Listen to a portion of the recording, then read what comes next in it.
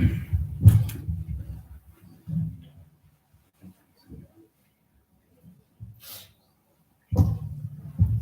عليكم ورحمة الله وبركاته. إن الحمد لله نحمده ونصلي على مبعوث رحمة للعالمين نبينا محمد وعلى أصحابه وآله ومن تبعه. Alhamdulillah, we are proud and welcome our Ustad and Shaykh Abdullah ibn Khamis, all the way from London. And it's a pleasure that we are hosting him for a topic that indeed everyone is in need of. So all of us are going to die one day, and we are in need of the ghusl, how to do to our relatives, how to do to ourselves, teach our relatives how to do it, and all those around us. So inshallah, today's schedule will be comprised of the ghusl for the deceased, what to do when someone dies immediately, how the Janaza prayer is prayed, the etiquettes of going to the graveyard and how to bury a person. And that will be ended with a lecture about the journey to the hereafter, what happens in the grave, what happens when one dies, and foremost. Inshallah, the Shaykh will go through practical demonstrations of the ghusl and other parts of the Janaza and the death of a person. And inshallah, there will be a break after the first hour. So a tea and coffee break, inshallah, for refreshments. And a second break before Asr to eat. And another break will be, inshallah, in the last hour. So inshallah, you will be so comfortable throughout the whole seminar. All foods and all refreshments will be upstairs. Inshallah, if you go upstairs at those designated times, inshallah, it will be all organized and established when we walk up and down. So now I pass it on to the Shaykh, inshallah. And I advise you take notes, inshallah, Allah forgives us for all our mistakes. And inshallah, Allah makes us a means of benefit for the community and everyone around us. Ameen.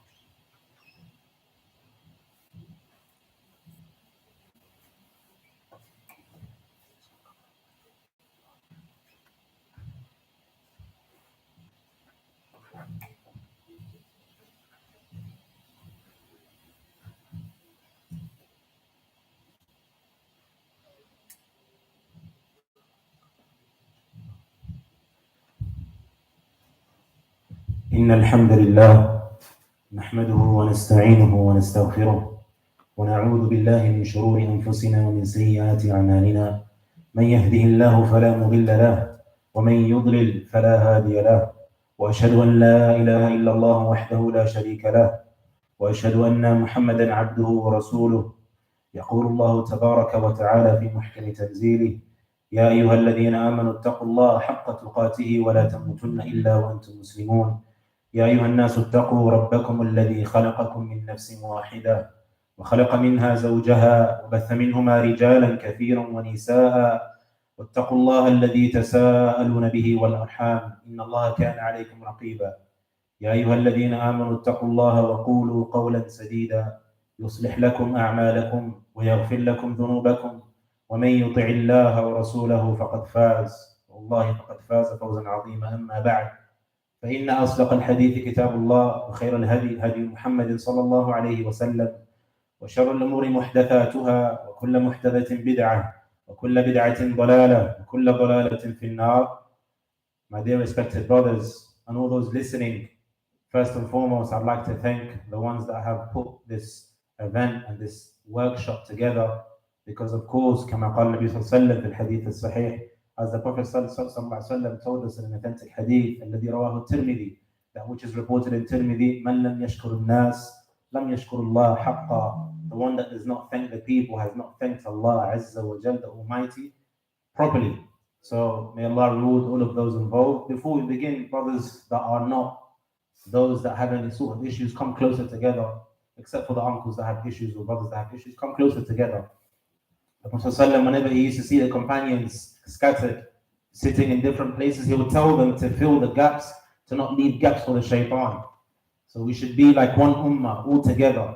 So therefore, the closer you come together, then the more our hearts will be what? Closer to each other.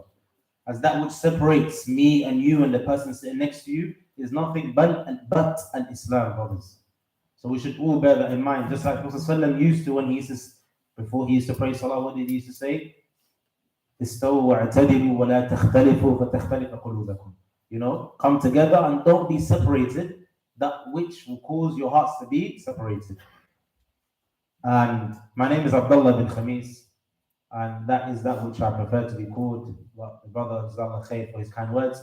Now the topic, as we all know at hand, is something that subhanAllah is very, very, very important.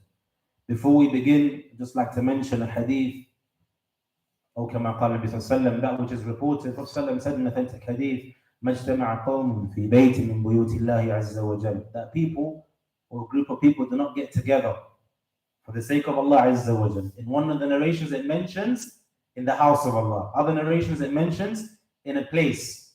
يَتْلُونَ كِتَابَ اللَّهِ وَيَتَدَارَسُونَهُ فِي مَا بَيْنَهُم. That they get together. What's the reason they get together? In order for them to remember Allah Azza wa Jal, or to learn about His book, or to learn and seek knowledge, get closer to Allah Azza wa Jal. إِلَّا نَزَلَتْ عَلَيْهِمُ السَّكِينَةُ وَحَفَّتْهُمُ الرَّحْمَةُ وَنَزَلَتْ عَلَيْهِمُ الرَّحْمَةُ. That Allah Azza wa Jal's mercy descends upon them, and Allah blesses them with tranquility. وَحَفَّتْهُمُ الْمَلَائِكَةُ. That the angels, what is حَفَّتْهُم? Does anyone who can tell me the meaning of that? وَحَفَّتْهُمُ الْمَلَائِكَةُ. So meaning that the angels will surround them. So right now, brothers, we're sitting in this gathering for the right reasons, inshallah. May Allah accept it from all of us. The angels are surrounding this gathering. Why? Because we have come here to seek knowledge. We have come here to remember Allah Azza wa Jal. وَذَكَرَهُمُ اللَّهُ فِي مَنْ عِنْدَهُ. أو كما قال النبي صلى الله عليه وسلم. And Allah remembers them in a gathering greater and better than the gathering that they have come to remember Allah Azza wa Jal. And another beautiful hadith, brothers. The reason we mention this because Allah says in the Quran, فَذَكِّرْ فَإِنَّ الذِّكْرَ تَنْفَعُ الْمُؤْمِنِينَ. Remind the believers, for verily the benefits and the reminders is that which benefits the believers. So when we hear these things, it should motivate us to try our best to carry on going and searching the places of gatherings of knowledge, because they are the most beloved to Allah Azza wa Jal, the masajid, the places where Allah's name is mentioned. And another hadith which is long, but I'll just give you the summarized version. The angels that have been appointed by Allah Azza wa Jal, specific ones, they come down and they descend and they go searching for what? Searching for the people that are sitting in gatherings of knowledge. And then they ascend to Allah Azza wa Jal. And Allah asks them, كَيْفَ وَجَدْتُمْ عِبَادِي. How did you find my servants? Of course, we know that Allah is what? Al-Alim, all-knowing. He already knows, but He's asking them, how did you find my servants? And then they would say that we found them remembering you, and we left them remembering you. And Allah says, do they know what I have prepared for them in terms of blessings and paradise? And then they would say, no, they do not know. And then Allah says, if they knew, what would they do? Allahu Akbar. انظر إلى رحمة الله عز وجل. Look at the mercy of Allah Azza wa Jal, brothers. Just that in itself should be sufficient for all of us to strive to seek knowledge, to get closer to Allah. Remember, brothers, that Allah is not in need of our actions. Whatever you put forth, and you put forth, and you put forth, and you put forth, and I put forth, Allah, it does not increase anything in Allah. It does not benefit Allah. Allah doesn't need our actions. But what is it? We're in need of Allah's mercy. So the more you fill your time with seeking knowledge, read the Quran, being in the gatherings of knowledge, then the more it will benefit you. And the more you will be closer to your Lord, Jalla Jalaluhu. What is the goal? Let me ask, who can put their hand up and tell me, what's the goal? What is our goal? What's your name? Huh? What's Hussein? What's the goal? What is your goal as a young Muslim boy? Think about it. What's your goal? What do you want to achieve afterwards? Huh? Barakallah feekum. May Allah Azza wa Jal make you from the inhabitants of paradise and bless you and your entire family and all the Muslims. The young boy, how old are you? He's 9 years old. May Allah bless him and his parents. Hussein said exactly the answer that I was looking for. Our goal, brothers, should be Jannah. But how do we attain it when we don't have enough knowledge of what Jannah is? Of the Lord that created Jannah.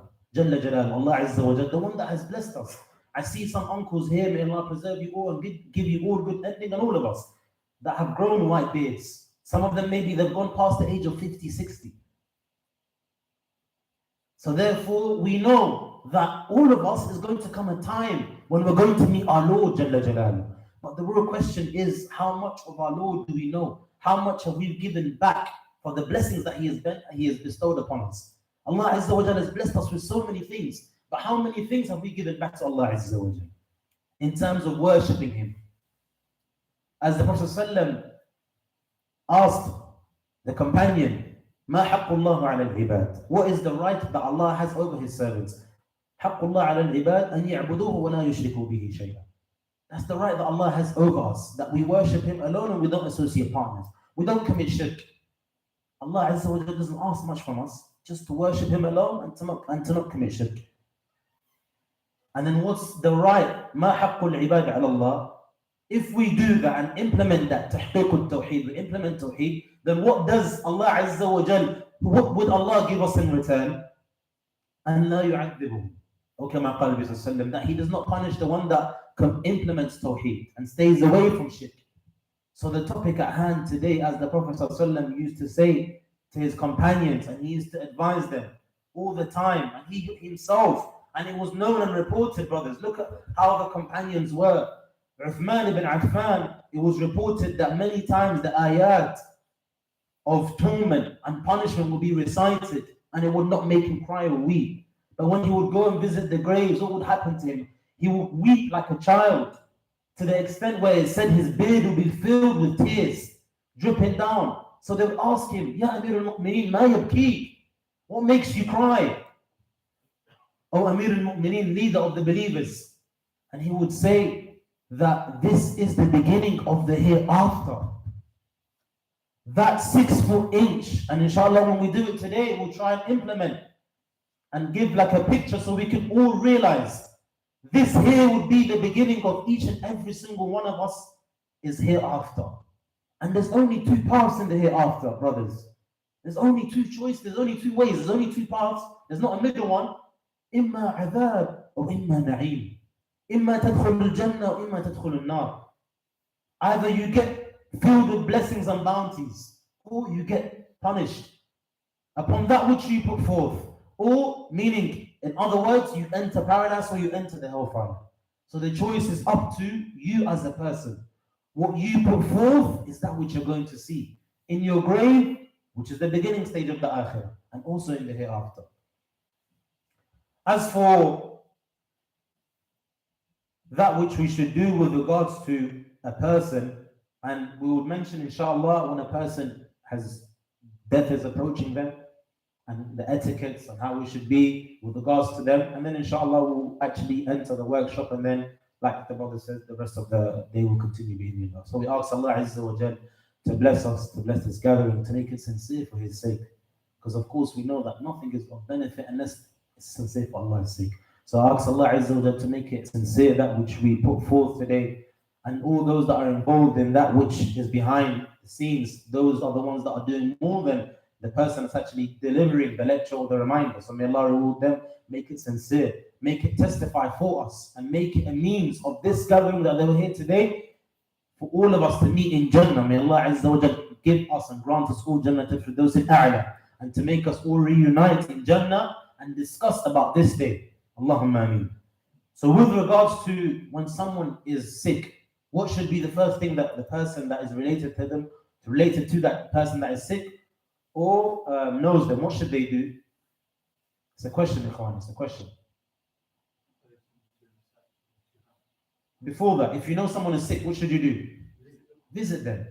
حق المسلم على المسلم كما قال النبي صلى الله عليه وسلم, from the rights of a Muslim to another Muslim, that you visit them. So if you didn't know this, then write it down or memorize it, implement it. And if you did know this, then of course, alhamdulillah, it's a reminder. If you know someone is sick, then the first thing you should do, that you should visit them. Who can tell me what's the benefit of visiting someone that is sick? What are from the benefits or the fruits of visiting someone that is sick? Say that again. Barakallahu fik. Anything else?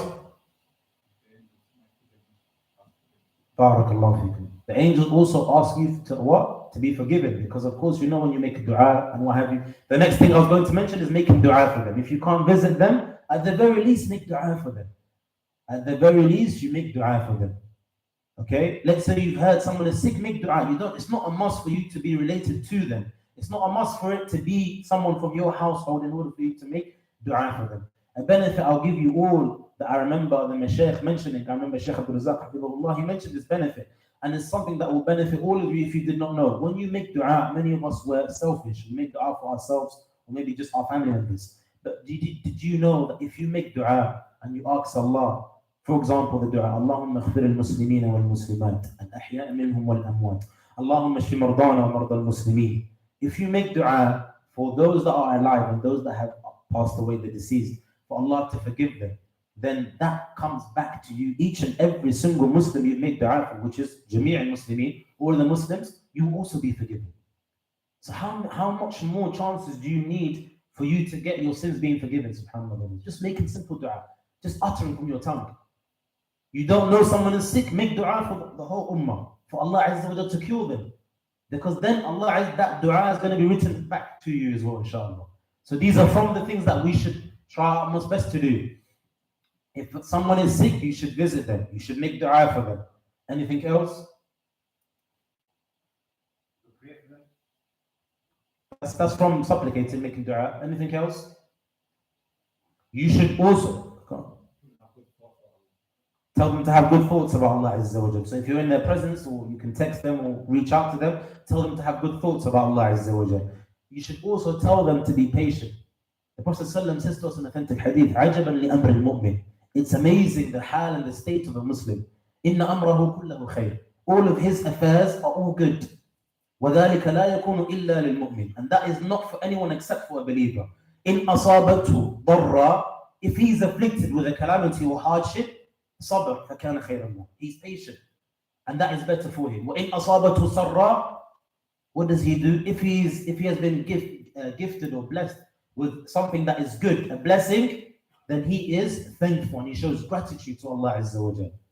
And this should be something that you remind the person that's going through that trial. For example, your siblings have been afflicted with a terminal illness, that which is common today, cancer, for example.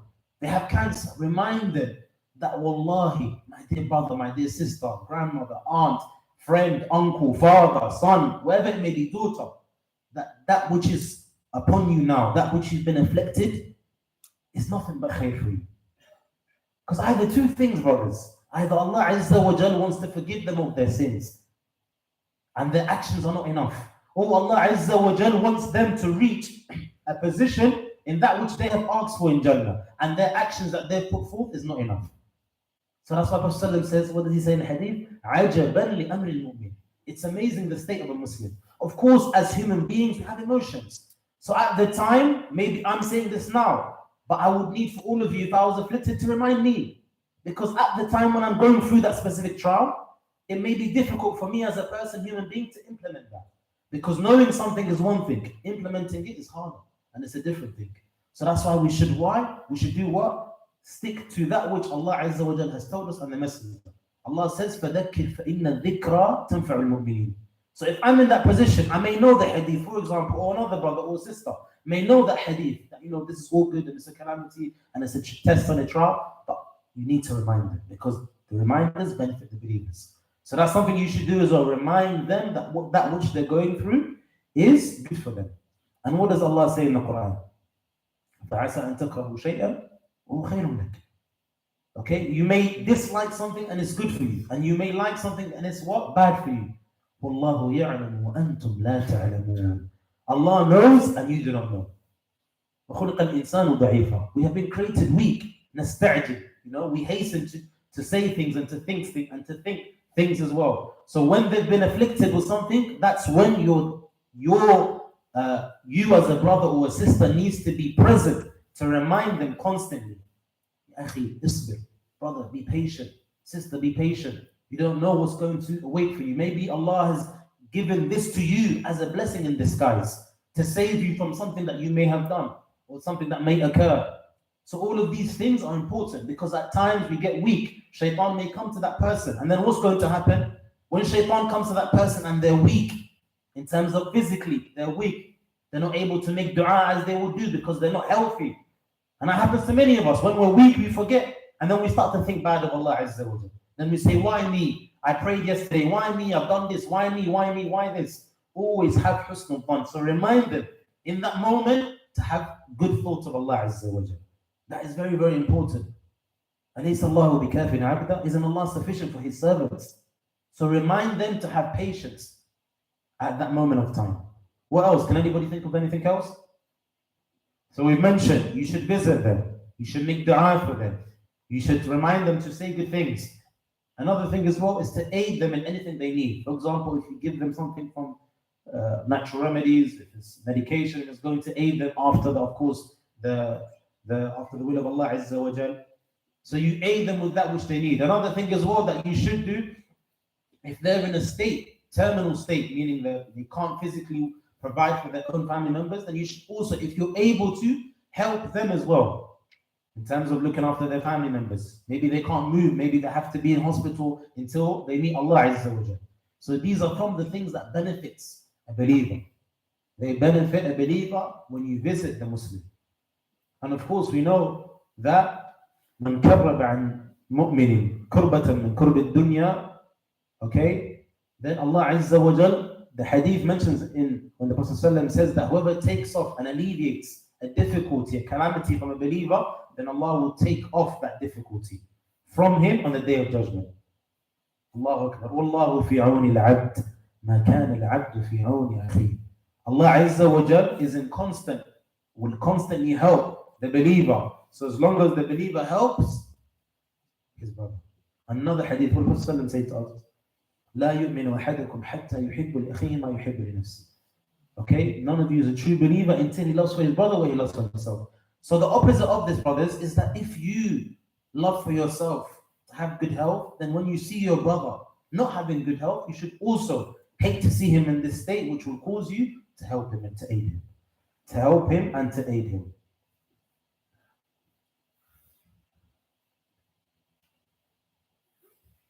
This is in terms of if a person has reached at the stage where they are ill and they're going through difficulty. Now, of course, we know with regards to many of us, when we go through difficulties, one thing that is important, and I do say this because specifically here in the West, is known with regards to taking medication. No one is saying taking medication you shouldn't do, or it's haram or what have you, but many of us, we forget. Allah huwa shafi. Allah Azza wa Jal is the one that cures, brothers.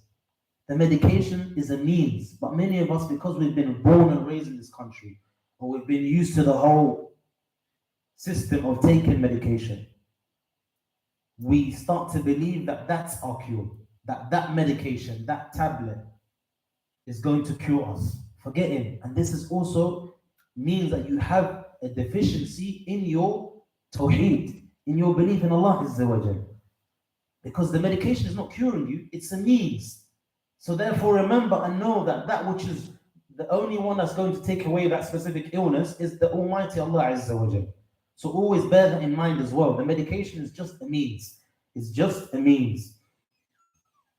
Now, Ikhwani, with regards to the person, they are dying.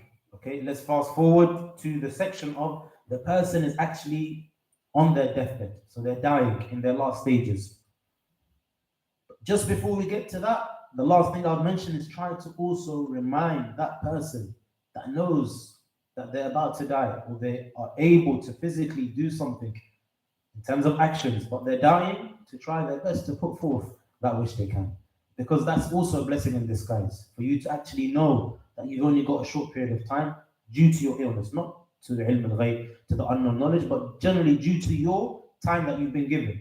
Okay, they say you've got approximately 6 months or a year, what have you, meaning you're in a critical condition. Try to remind that person that they should put forth whatever they can with regards to good deeds. We've gotten to the stage where they are on their deathbed. What should be from the things that we should do? Does anyone know?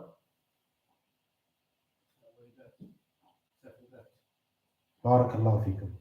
The person is about to die, or they're approaching death. If they have anything and you're close to them, family member or relative or friend, then they should try their best to settle that which they have with regards to debts. Okay, that's very, very important, because the Prophet ﷺ says in an authentic hadith that the one that has something and has the intention to pay off and then death takes them, then that is something. Okay, because the Prophet when he explains the one that has debts, he puts them into two categories. It's main. The one that has the intention, then inshallah they will be forgiven. And the one that does not have the intention, then on Yawm al-Qiyamah, the hadith, the Prophet says, Atadri man al-muflis, he asks the companions, do you know who's the bankrupt one? And they said, the one that doesn't have any money, dinar wala dirham. The hadith, the long one, and he says, no, the muflis is the one, ظلم هذا وشتم هذا وأخذ مال هذا إلى آخر الحديث, until the end. Meaning the one that has oppressed, the one that has taken money wrongly, the one that has backbited and done so many things. So from the things that one should do when they're approaching death is settle the debts. That's one thing.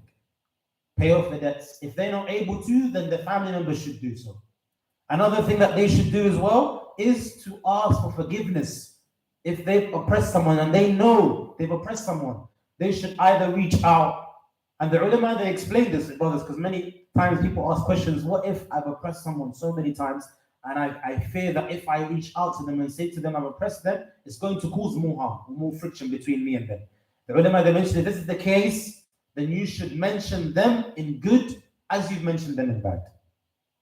Okay, does that make sense? Is that clear? That you should mention them in good just the same way you've mentioned them in bad. And inshallah, this will be a means of you taking that action that you've tried to settle that disagreement. Okay, but if you can go to them and it's not going to cause harm, then ask for forgiveness.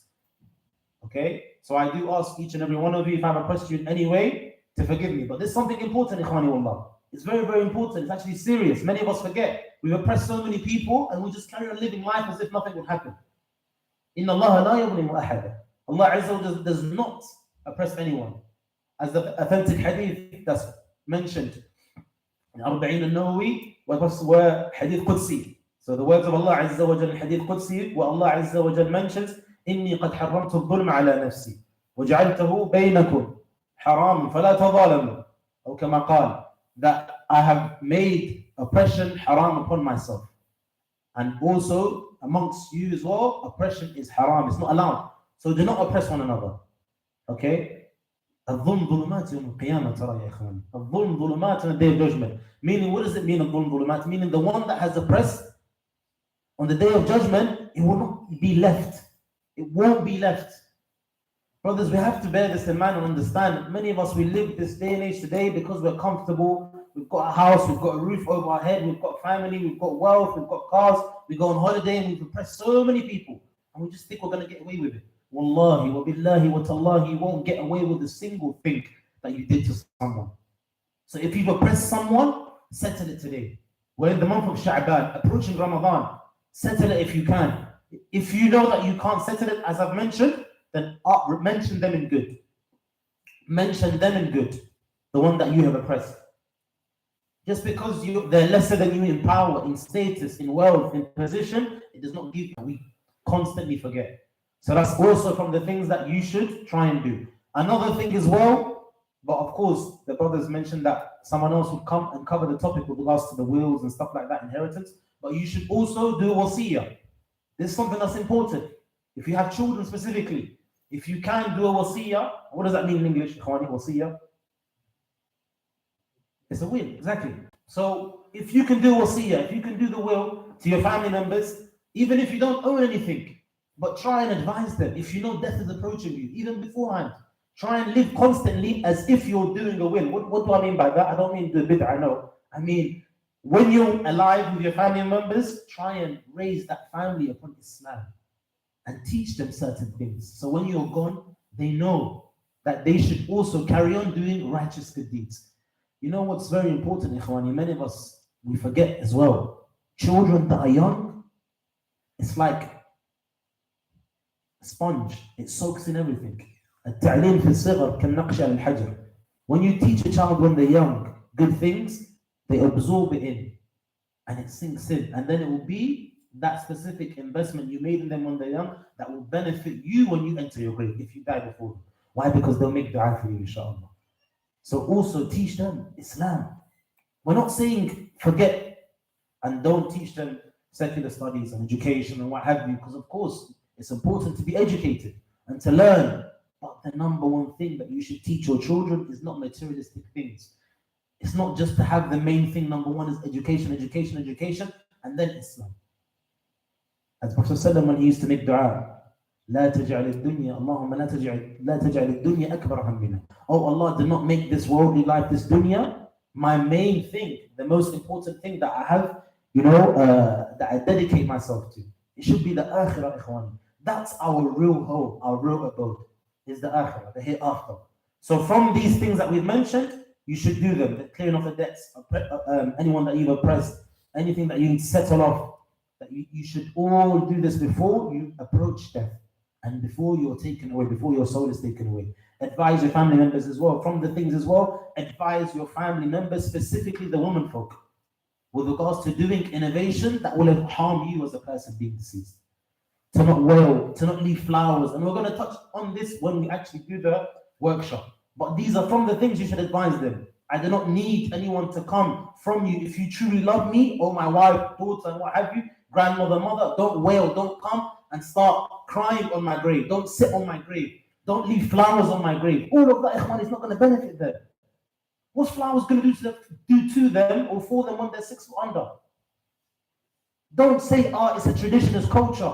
Culture is not what is going to benefit you in the grave or the deceased. But rather what's going to benefit them is the action that they put forth. So put aside your culture.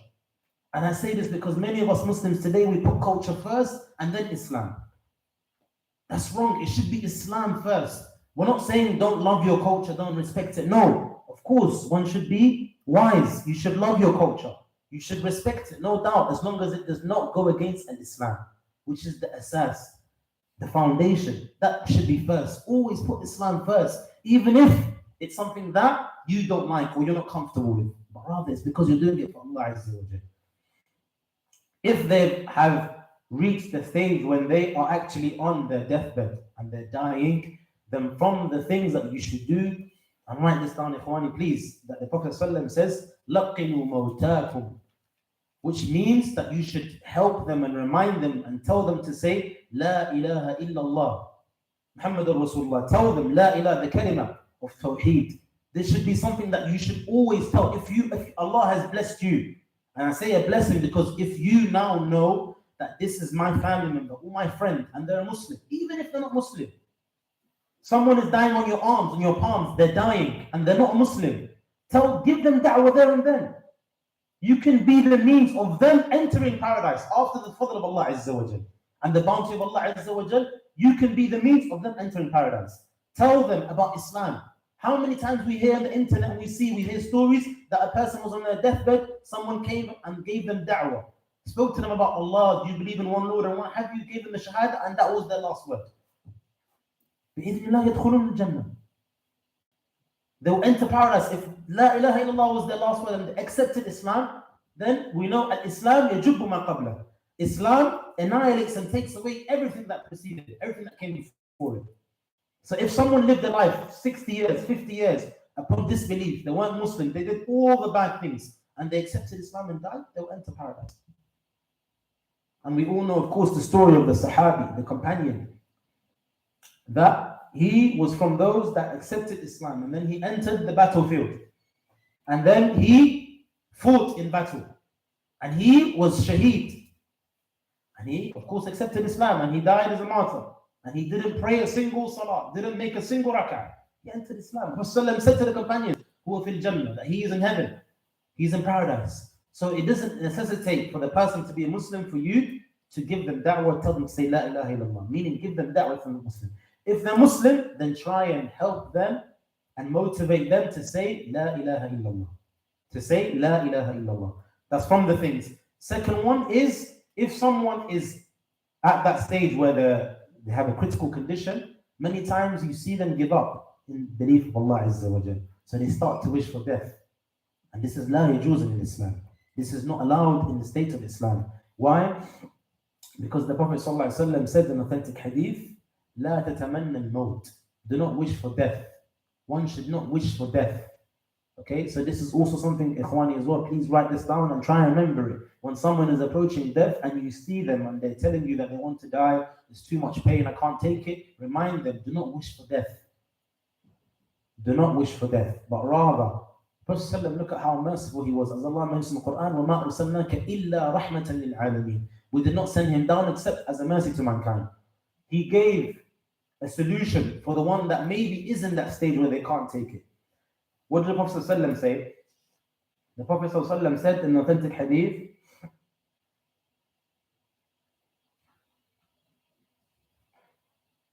فَإِنْ كَانَ لَا بُدَّ مِنْ ذَلِكَ.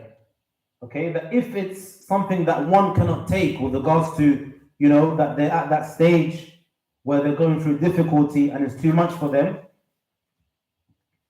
then what should they do?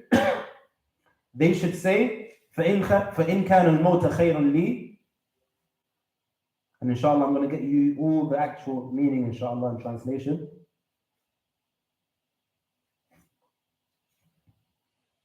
Because many times, you see a lot of times that the person that is on their deathbed, they wish for their soul to be taken.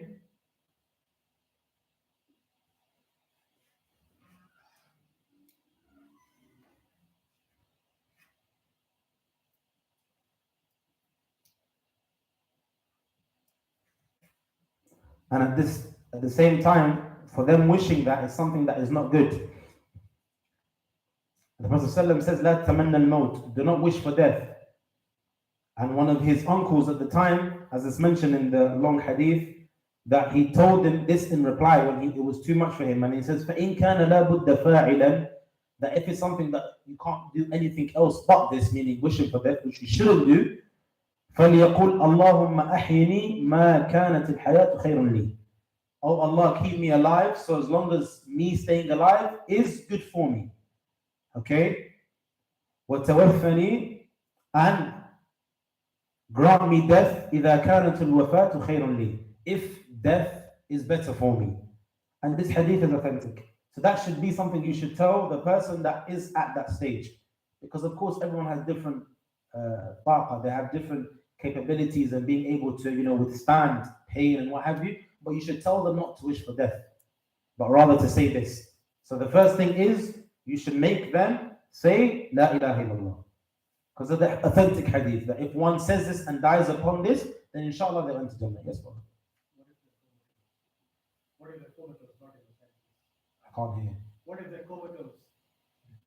Or what if they're in the coma? Of course, if someone is in a coma, then they're not able to speak, obviously. But as long as you say it to them, and usually, not all the time, it depends on the scenarios, they can hear you, right? At times, they can hear you. So if that's the case and they can hear you, then just at least say it to them. So then, inshallah, hopefully, their affairs with Allah Azza wa Jal. Their affairs with Allah Azza wa Jal. But also, brothers, with regards to someone that's not in the state where they're able to say like the brother, then of course, Allah Azza wa Jal, we're not saying it's a must for you to say La ilaha illallah before you die, and that's the only means of entering Jannah. But it's good if they are able to say it. So if they can't, then at least tell them to say it. Even if they're not able to actually utter it. Even if they're not able to utter it. So we've mentioned all of that which they need to pay off. We've mentioned with regards to them needing to say La ilaha illallah if they can, and to not wish for death. If they have actually died, okay, then death has come and approached them and they're dead, then it's from the sunnah to taghmid al-'aynayn, meaning to cover their eyes. Okay, to not keep their eyes open when they have died. You should cover their eyes. Okay? And these are from the things, maybe there's some that I've missed out, but these are from the things that I was able to gather with regards to just before actually, getting into the part of doing the actual acts of washing the deceased and what have you. But these are from the things. And of course, we know, brothers, something that we should all remember. And I say this point, I'm going to tell you something that happened, a story, and it's only for you to realize. Brothers, anyone that has lived a life, it doesn't have to be 20, 50 years, it could just be 20 years. The way you live your life is the way you're going to end your life. The way you live your life is the way you're going to end your life. So you should always ask Allah Azza wa Jal to give you husnul khatimah. Our beloved Prophet Muhammad sallallahu alayhi wa sallam. And if you hear the Prophet sallallahu alayhi wa sallam's name, you should say sallallahu alayhi wa sallam. The Prophet sallallahu alayhi wa sallam, he used to ask Allah the Almighty, and he was the one that was the best of mankind. His previous sins and his sins to come were forgiven. The best of mankind. Fil ardi was sama, afdal khalq. In the heavens and the earth. He used to say, Allahumma ya muqallib al-qulub. Oh Allah, twister and turner of the hearts. Thabbit qalbi ala deenik. Keep my heart steadfast and firm upon your religion. And he was the messenger sallallahu alaihi wasallam. Sahaba us, ikhwan, we're living in 2023. So this is 2023, 1444 years ago, taqreeban roughly.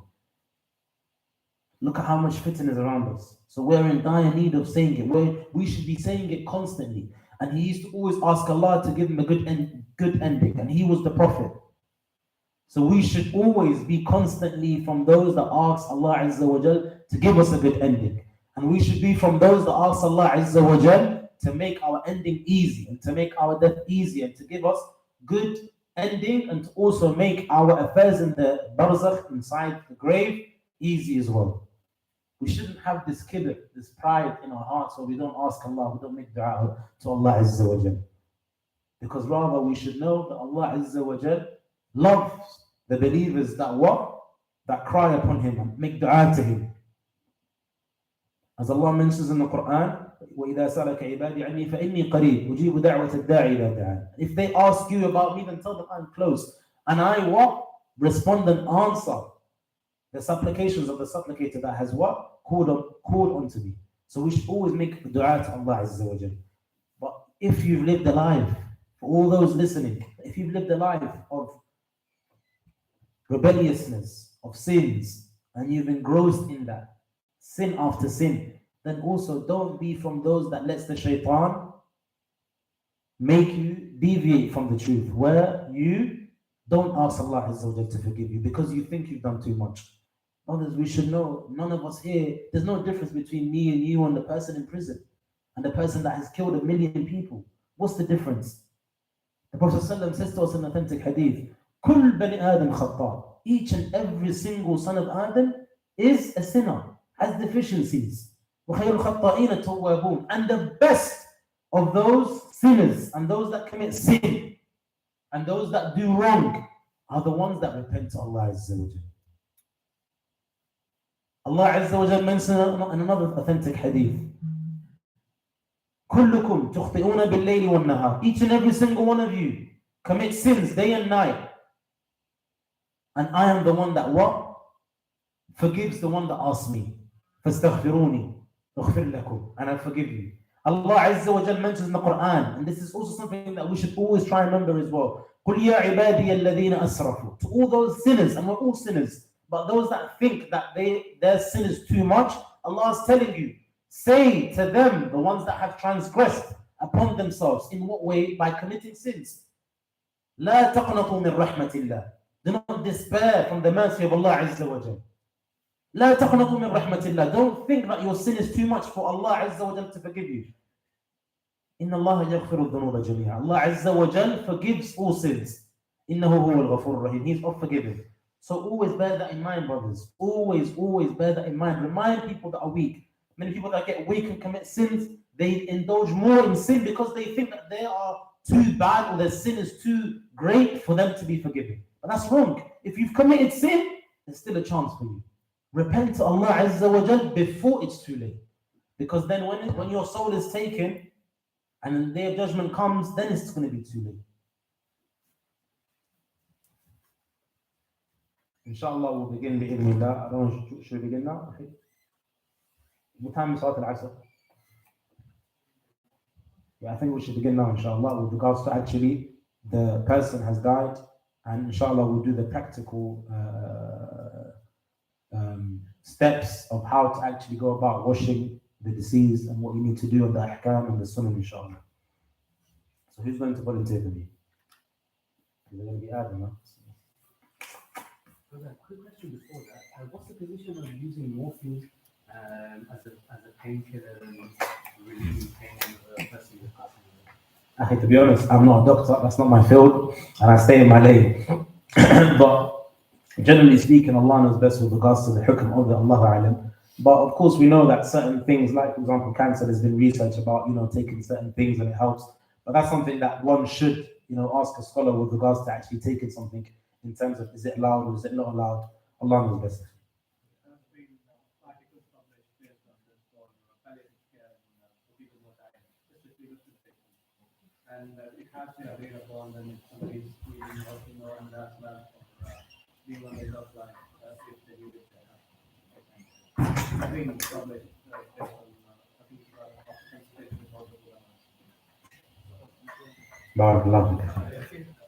What about reciting the Quran? Any specific surah that you should recite by the bedside of the one who's dying?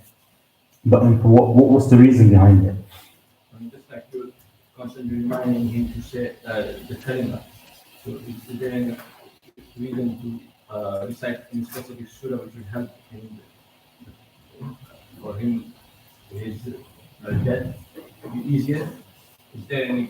In terms of that which has been reported from the Sunnah, giving you the best example, Prophet ﷺ, when he was in his deathbed, there isn't a hadith that I can recall at this time that from his wife, who was Aisha radiallahu, because of course we know that he died in Aisha radiallahu anha's sadr, chest, and there was no hadith to mention that they recited Quran on him or anything of the sort. But of course, I know what you mean in terms of trying to remind them, but we stick to the Quran and Sunnah. Prophet ﷺ says, لَقِّنُوا مَوْتَاكُمْ. Tell them to say La ilaha illallah. That has been authentically reported to remind them of saying La ilaha illallah. Okay, but obviously maybe before and what have you, Allah knows best, but the sunnah is that you say to them, say La ilaha illallah, say La ilaha illallah, laqinu mawtakum. And of course, when you remind them of this, you're reminding them of the main thing that enters someone into Islam, which is that they believe and testify that there is no deity worthy of worship except Allah in truth, and that Muhammad sallallahu alaihi wasallam is his final slave, final messenger and servant. So that's something that has been reported.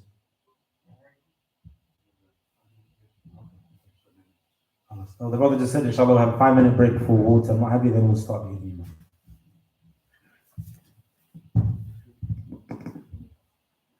So, and also just to add as well to your question, it's something that we have to always bear in mind that we should try our best to, in Islam, there's two things, okay? In terms of doing actions that is related to worship, okay? And asl fil ashya, in terms of fil ibadah, is that it's haram. Anything that you put forth with regards to action, it's haram. What does that mean? Meaning you're not allowed to do an action in terms of worship, illa idha wajadta ad-dalil, except if you find the proof for it. That's in terms of, let's say now I want to pray a certain way, I want to fast, I want to do something. I am not allowed to do any action unless I know that it's authentic, meaning the Prophet ﷺ did it. Because he was sent as our messenger, he is our role model, so we should copy him in terms of his worship. And of course, the opposite in terms of normal things like drinking, eating, and doing stuff, traveling, and asl fil ashya and hil. That anything with regards to now I want to drink something, I want to do something, that the origin of things is that it is halal. Does that make sense? So this is the two things. In terms of traveling and what have you, you're not going to say, is it allowed for me to travel to this place? Because it's generally speaking, it is halal unless you know something there is haram. For example, this drink, I see it and perceive it to be water, for example. So therefore, I'm going to say Bismillah and drink it. Unless I know or someone has told me that it's alcohol, then of course I'm not going to drink it. But the asl of things in the worldly life is that it's halal. In terms of worship, I'm going to pray salah. I shouldn't just pray the way my grandfather taught me, or the way I've been taught, or the way I should, the way I think is correct, unless I've got proof for it. Unless I have proof for it.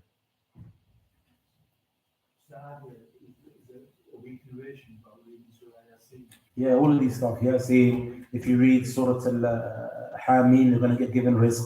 If you read Surah Al-Rahman, Allah will give you rahmah. There's so many of these things that there's no proof for them at all whatsoever. So we should try our utmost best to stick to the Quran and Sunnah. Why? It's not because I'm saying it, Abdullah is saying it, because Prophet told us, إِنِّي تَرَكْتُ فِيكُمْ أَمْرَيْنِ لَن تَضِلَّ إِن تَمَسَّكْتُم بِهُمَا كما قال النبي صلى الله عليه وسلم, that I have left you two things, that if you hold tight on them and you cling to them firm, then you won't be misguided, you won't be led astray.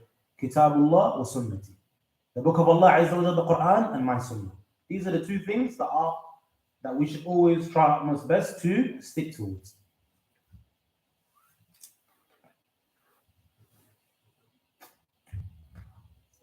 For those that need a 5-minute breaks, for those that don't want to, I don't know. Okay, yeah, the brother saying water's at the back for those that need it, inshallah. We'll just take a quick 5-minute break and then we'll resume.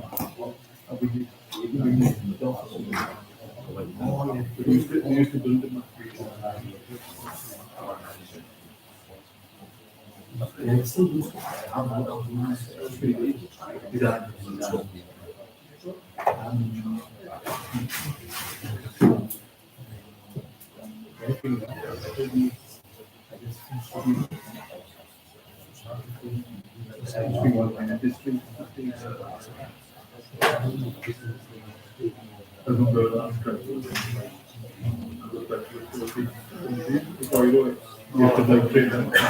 Now, train them.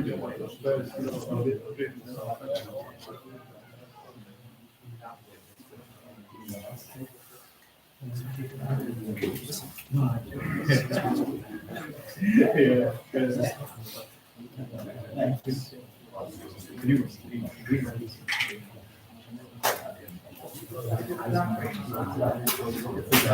It's a lie. Yeah, it's a lie.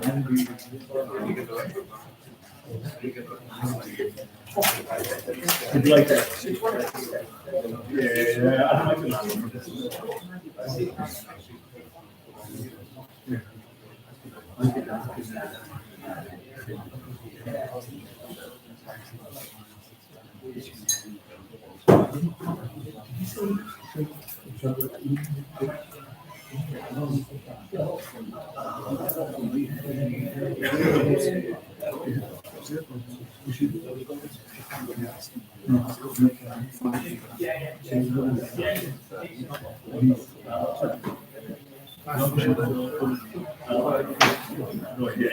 I don't know, I think no, I couldn't do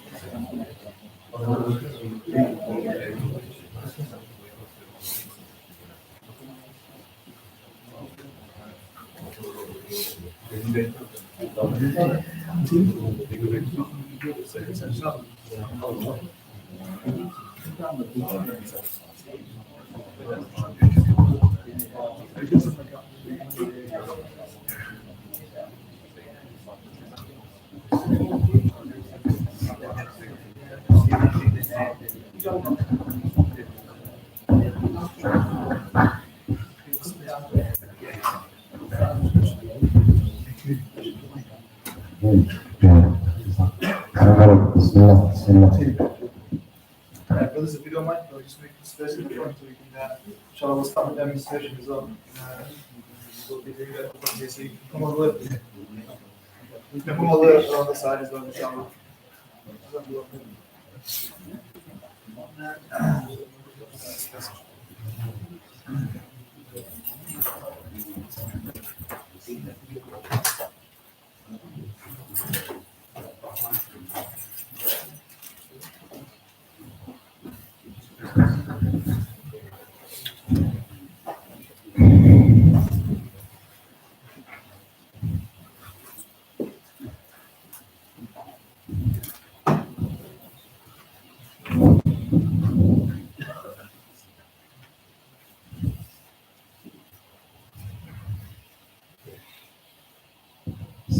Bismillah, alhamdulillah, salatu wassalam ala rasulillah.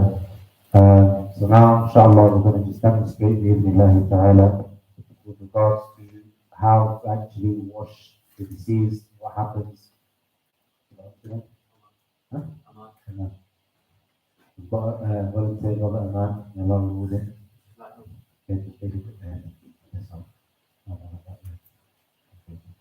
Sorry, I don't want to be demonstrating. I have to use up his arm. So generally speaking, brothers, with regards to the deceased, the first thing that we should know is that in terms of that which is important is to honor and respect the deceased. Sorry, can we ask question while the process is on, or we wait till after the session? I think it's best if you can note it down so that I don't deviate from the actual step-by-step guide, so it's easier for those watching, and then the questions can be at the end, inshallah. So of course we know that in the olden times there weren't any sort of technologies and what have you to tell that someone is dead. So they will know with regards to as which is known that, for example, the body being cold, okay, maybe the nose actually being a bit tilted to the side, the eyes. So there are certain things that they will know that the deceased person is dead.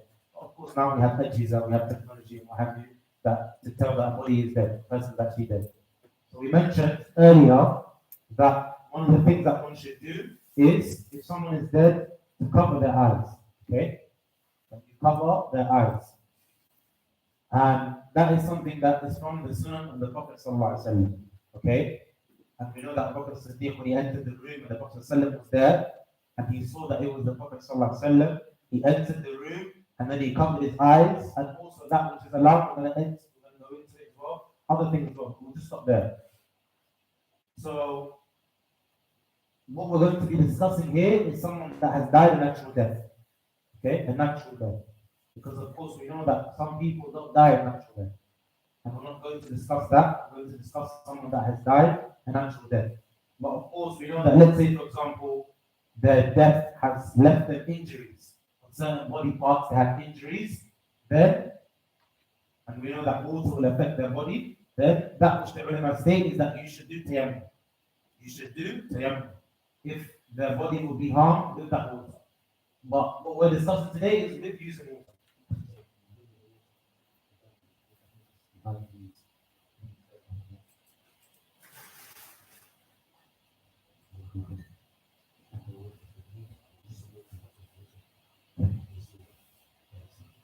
So let's say, for example, they have died a natural death.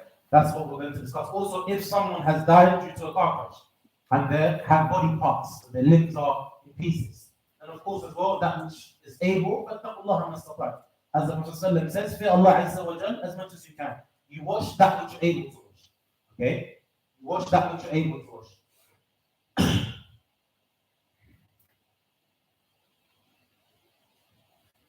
So let's say we have entered the place where we're washing them. Okay?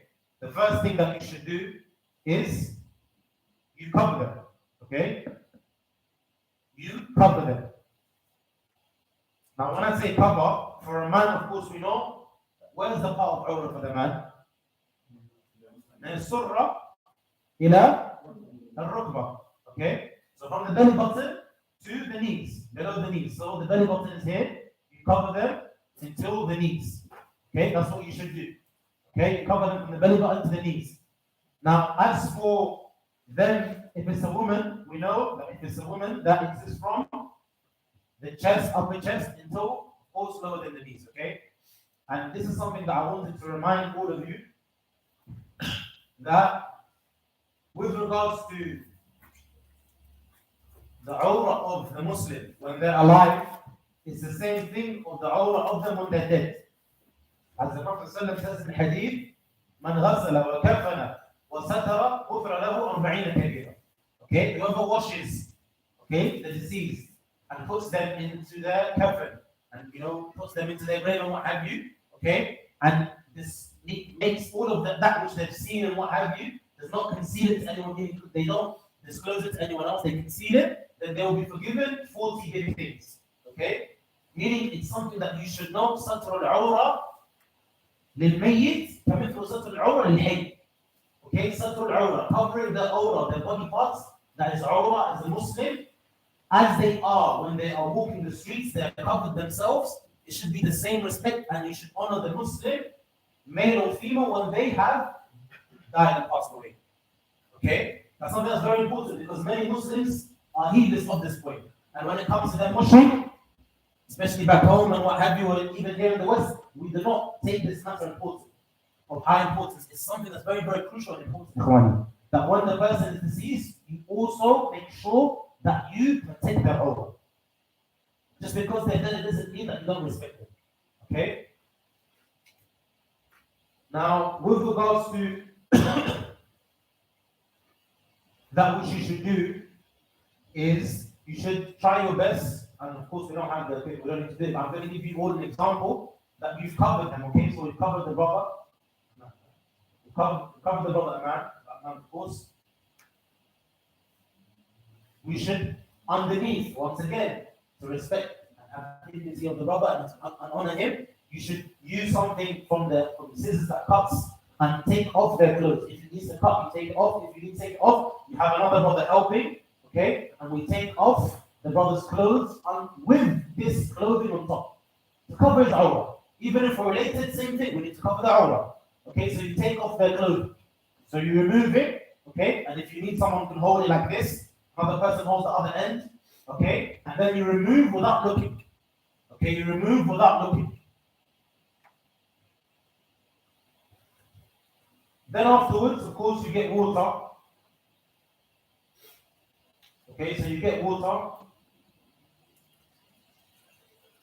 And some places what they use a hose pipe. Okay, they use a hose pipe in order to wash the deceased. I'll have the brother like this. Okay, sometimes the brother. So if the brother, for example, is deceased, okay, and he has certain food left within him, one thing that you should do, you should help remove that by pressing down, okay, to remove any sort of extracts and anything that's left from the food that was in the brother or the sister that's deceased, okay? After you've done that, all of this as well is in order to help the deceased, because many of us, we think that when the person is deceased and they have passed away, that it's not important, the deceased, we can treat them as we want, handle them as we know. It's not. This was not from the teachings of the Prophet ﷺ. Rather, the teaching of the Prophet ﷺ was that they would respect the one that is deceased. They would respect the one that is deceased. Another thing that's very important, I actually don't have it on me, is that the person washing should be wearing gloves. The person washing should be wearing gloves as well. Okay, they should be wearing gloves. Now, when it comes to before we actually start washing the deceased, the ulama they differ with regards to this specific point, but that which is allowed to be permissible for those that have questions after, I'm telling you now, it's allowed and permissible that you remove from the deceased the hairs on the armpits, okay, and you take off or you straighten the mustache. If it's growing too much, you straighten it and take it from the mustache. Of course, you don't have the beard, it's not from the sunnah. Okay, but you lessen the mustache, you take off hairs from the armpits, and you cut their nails. As for their private hairs, then you don't take anything and you don't touch this. Okay? Why? The Prophet says in the hadith, "Man mata ala hal yub'ath alayhi." The one that dies upon that state will be resurrected like that. Yawm al-Qiyamah. Okay? But it's allowed for you to remove the nails, the fingernails and the toenails, okay? And from the mustache, you fix it and straighten it, and from the armpits. Okay? As for the private area, brothers, once again, I'm saying it again, reiterating, you do not touch the private areas, male or female. Okay? You do all of this with wearing gloves. You do all of this with wearing gloves in terms of washing them and touching them. So after one has done this, they remove from the armpits, they remove from the toenails and what have you, the mustache. Then the next step will be washing them. Will be washing the deceased. Everyone can see it. You see, right? So the first step of washing is you would get water and you would make wudu for the deceased. You would make wudu for the deceased. Of course, this is the brother's right hand. We'll start with washing his arms. just like a person makes wudu 3 times. So you get the water and wash their hands 3 times. This is the sunnah. The sunnah is to make literally the way you do wudu when you're alive will be the exact same way that you wash the deceased, by washing their hands 3 times. So you wash their hands 3 times, okay? And how do you wash their hands, brothers? The Prophet ﷺ says to us that we should wash our hands, of course, from here, okay, from here, all the way up to the tip of the fingernails, and in between as well, and also the knuckles, because there's certain bacteria there's research that's been found, bacteria that touches these parts of the knuckles. So you wash their hands thoroughly 3 times. After washing his hand, what's next? You wash the mouth. Now with this part, brothers, we're going to demonstrate. So let's say, for example, can I get volunteers? Can I get volunteers to help me just hold it there?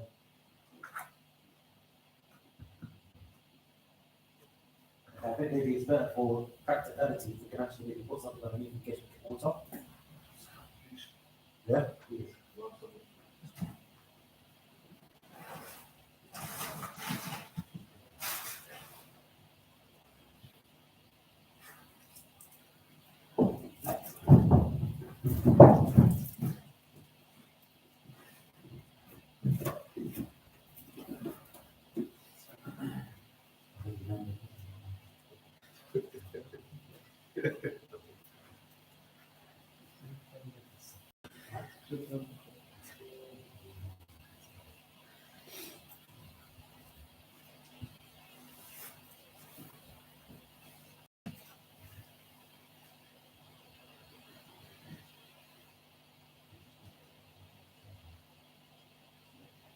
For example, we wash his hands. So we wash his hands, okay, 3 times, okay, brothers? The same way you make wudu when you're alive. It's the way you do it for the deceased. So you wash it 3 times. Once that's done,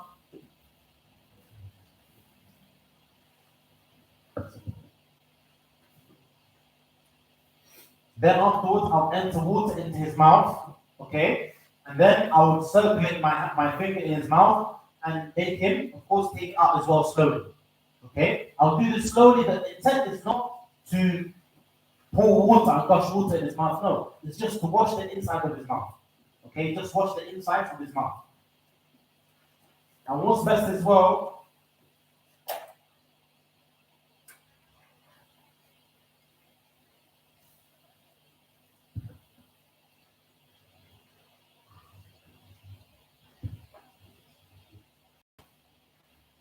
the intent for this, by the way, the scholars they say with regards to putting cotton inside, it's usually supposed to be like small cotton pieces, it's not the whole lot of it involved with it, but just something to cover his nose. Reason being is that when you're washing him, to not get any water inside. So when you finish washing him and carrying him, maybe blood will come out or something will come out of his nose, which will be something off-putting.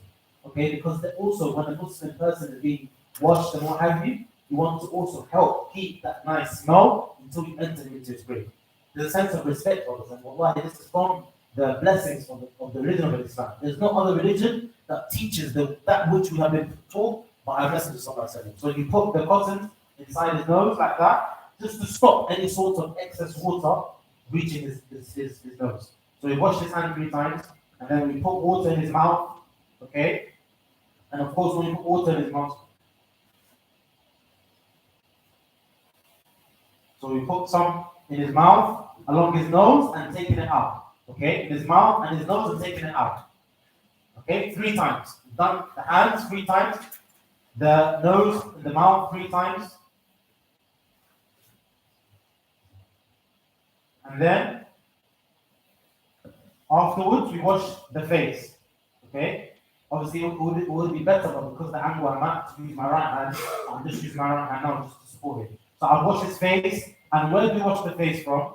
From the manabit al-sha'r, which starts from here. So where your hair starts to grow from, okay, which is your chin, okay? وَمِنْ أُذْنِهِ إِلَى أُذْنِ, okay, عَرْضًا. Okay, so from one end of the ear to the other, in terms of width-wise. So from the line prick where your head starts from, all the way around. That's the place where you're supposed to make wudu. And if he has a beard, obviously, as well, you can just put a small one like this, so a big one just around. So then I can put some waters in like that. 3 times. We do this obviously 3 times, okay? And then afterwards, I'll do his right hand. So once again, from the fingertips down to his elbow, okay? إلى المرافق, as Allah mentions in the Quran, so tonight, إلى المرافق, okay? We do this 3 times, okay? In between as well.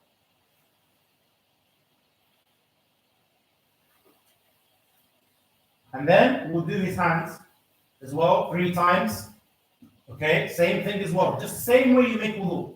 Same exact way you make wudu 3 times. Okay, so we've done the hands 3 times. Up until there. We're just repeating just for those that maybe have missed something. We do the hands, we wash it 3 times up until there. And then we rinse out his mouth 3 times along with his nose, taking it out. And then we place these inside his nose, just so that no water gets inside his nose. Then we wash his face 3 times. We wash his face 3 times. And we said, from the beginning point of where the hair starts to grow until the chin. And then from end to end, in terms of width-wise, 3 times. Once we finish that, we wash the arm until the elbow. Not just before it, but just after it. In al-marafiq, as Allah mentioned in the Quran. We do that 3 times. Once we finish that, then we do the left hand as well, 3 times. Okay? And then afterwards,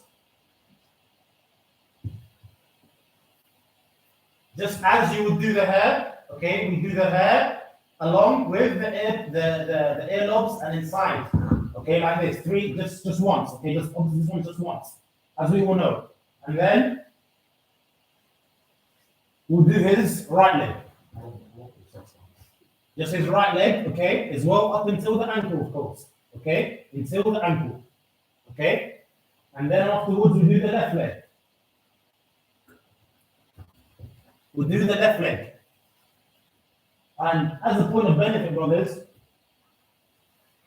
if I am married and I have a wife and she dies, I am allowed to wash her.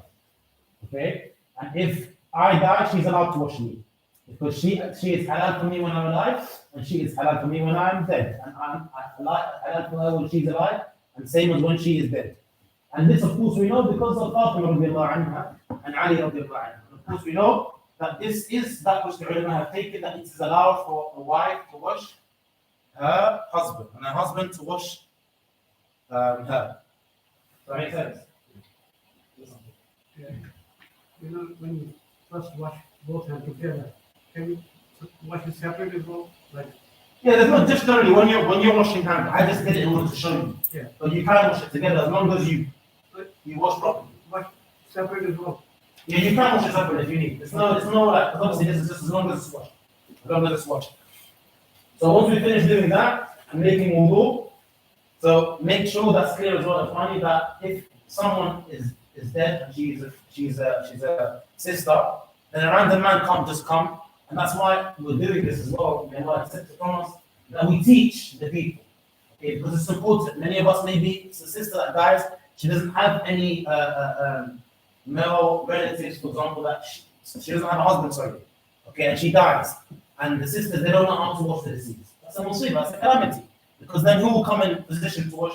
Maybe it could be a man, and it happens frequently. A man will come and just wash, and maybe they don't have respect, they don't have any deed, fear of Allah Azza wa Jal, and you don't know what can go behind closed doors. That's why it's important for them also to know, so that if she has a sister or a mother, of course it's something that's daunting to do, but it's better for them to do it than a random person coming to do it. Okay? If this is happening, and once this happened, Ikhwani, we finish washing, made wudu. As of now, we're at the stage of making wudu. Once that's done, once again, Ikhwani, as you can see, I'm not looking inside or anything like that. Satr al-awra is very, very important and crucial for Muslims, dead or alive. Once that's finished, we will turn the brother over to his left side. We'll turn it over to his left side. What's the reason? In order to start washing his right side. The Sallam used to start with the yameen, used to start with the right. So after you've made wudu, you've given them wudu, you turn them over to the right, to their left, so that you can wash the right side. Okay? And once again, you make sure that the person is covered. You make sure the person's awrah is covered. Say that again? No, first you turn them over to the right hand side in order to get them ready. You turn them over to the right hand to get them ready. But in terms of ghusl, some ulama, there's taqdeem and ta'khir. Some ulama do mention that you start with the head. Some mention you start with this. It's not something that's wajib in terms of that you're going to be causing a sin or getting a sin. You know which one you start with. But of course, you should try to stick to the sunnah. Okay?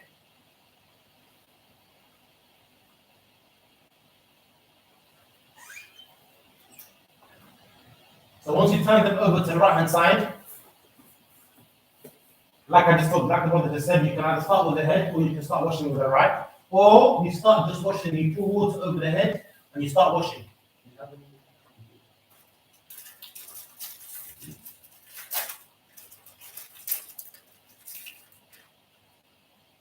It's not a must, but that which was used was sidr. We all know what sidr here is, right? The sidr tree, exactly. So sidr. So it will be a thing where if one has the capability to have it, it's not a must. If you have sidr, you get the sidr, and then you mix it in water. Okay? You mix the sidr in water, whether it's sidr leaves or sidr powder. You mix it in water. Once you mix that sidr in water, it turns into some sort of like, it will be like similar to soap or shower gel, that which we use today. And you use that to wash the deceased. If you don't have that, then you can use the likes of soap and other means that wash the deceased to take away the hikmah behind it. The wisdom is what? To take away the smell. To take away the smell.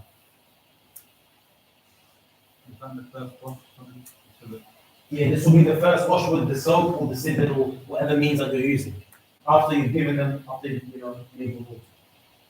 And then once you do that, you make the sidr. So obviously you don't have sidr, so we use soap. We'll use the soap, and then we'll use the soap in the head as well. And then we pour water to clean the head and the right hand side as well.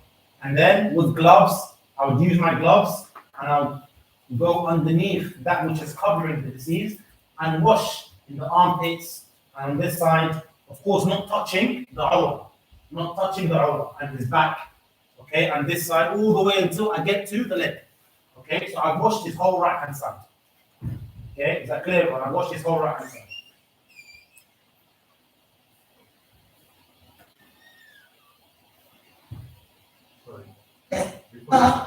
Before you start the wudu,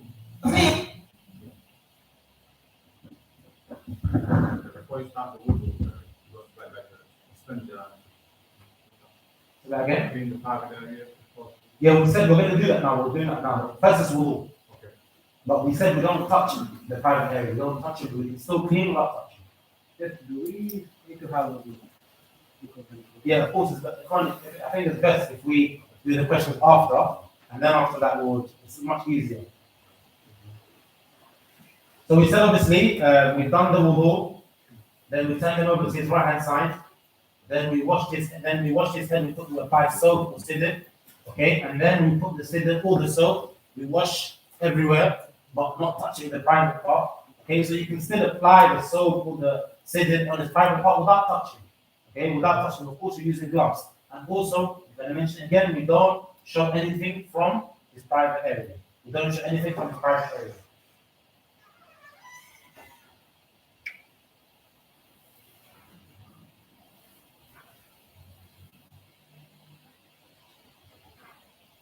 Once this is done, we turn it over. And once again, this is something that it's up to the person washing whether they want to wash up the sidr straight away on the right hand side. If not, you can leave it like that. You wash him with the sidr, as we mentioned, and then you put him back on his back and turn him over to the other side to wash the left side. Okay? And the same thing applies. You wash the left side with the sidr, with the soap. So washing, we're using the soap, we're washing, okay, like this. I'm washing underneath. I'm going underneath, washing. Okay, and then afterwards, I can leave him again, put him on his back like this, and then wash his body, not touching his private area, washing this part of his body. So we've washed every single part of his body at this stage. Okay, and then I can apply the same thing like the brother mentioned about the sidr washing his private area. We can wash the private area, but we don't touch it. And there's no need to ask how, because it's very, very possible. Okay, everyone can do it. You wash the private area with the sidr or the soap or the means that is going to remove. Because some people maybe they live in the badia, in the village, and maybe they don't have soap the way we have soap. So anything that they use from natural herbs to take off and cleanse the body from all impurities. And then from that stage, brothers, you either use a hose pipe or normal water to take away the sidr, or take away the soap, or whatever means you're using to take away that smell. So you use the water, you apply the water. Is that clear up until now? You don't need to repeat it, right? Okay. So from there, with regards to a person that's come out of a fridge, sometimes you find that the bodies have been found, maybe it's a murder, what have you, they're not protect us all. And with the Muslims, if they come out of the fridge, you find that their limbs are tight and stiff. So it's good for you to loosen the limbs with whatever means that you can use to loosen the limbs in order for the washing to be easier for you. Okay? In order for that process to be made easy for you. And then, you don't have to do it.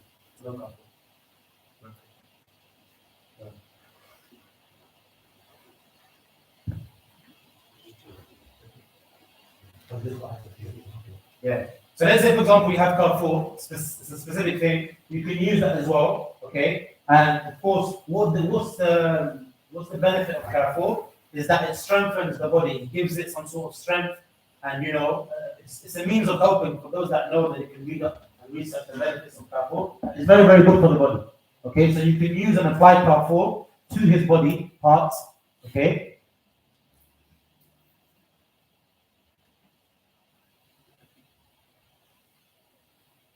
And also, another thing that's important, when you're washing the deceased, try your utmost best as well not to harm them. So if they have certain parts that they suffered injury when they were dying or what have you, try and not touch that part or harm that part as well. Because that which harms the person alive also harms them in terms of you should give respect to that deceased person, brother or sister. That's also something that's very, very important. And then once you've applied the camphor, of course, usually the same thing as said, you apply the camphor in like a bowl, and then you mix it, and then from there you can use it across the body. Once again, not touching the private part. Once you've done that, you wash off the camphor with water as well. You wash the camphor with water. All of this is that the person enters their grave upon ahsan hal, that they enter the grave in the best of states in terms of smelling nice and happy. And also it's a means of when the people that are helping carrying the body as well, they don't get put off by this smell that usually, people that have died, the smell comes out of them. And this once again as well, showing the beauty of Islam, which is not done in any other religion with regards to the way they are washed. After this, we'll use. Okay, you can help me please.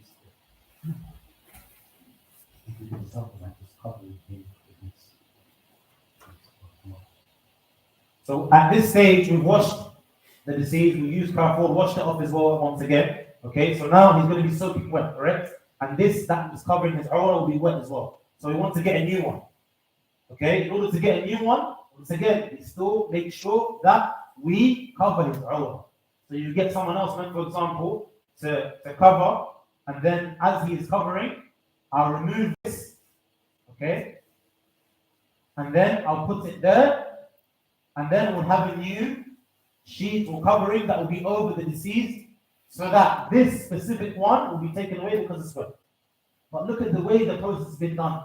We're not showing any part of the elders. That's something that's very crucial. I'm saying it so many times because we're very heedless with regards to this, unfortunately.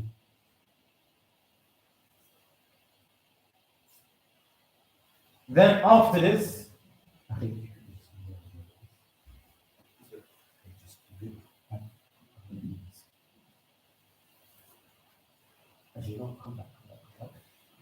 let's make it more practical. If we can get someone just to help me move the body, we'll move the body to the side and then we'll put the camphor, okay? That which we're going to wrap the actual body in.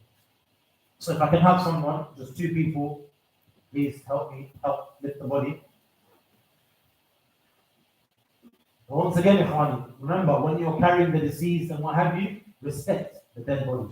Okay, so you don't just carry it and just shove it, no, respect. You hold it and as if they are alive, respect them. Bismillah.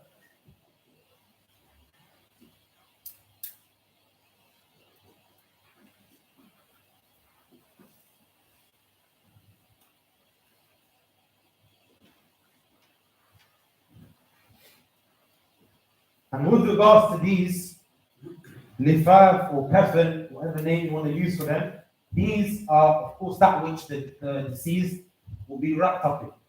The Prophet ﷺ advised that it should be witr, an odd number, either 3, 5, or 7, not an even number. Okay, and this is from the Sunnah. Why? Because the Prophet told us. It's not a must for us to always know the reasons behind it, trying to search into it and delve into the matters of why not black, why not pink, why not this. The Prophet told us that it should be a white sheet, okay, and it should be an odd number. The Prophet knows that which we do not know, okay.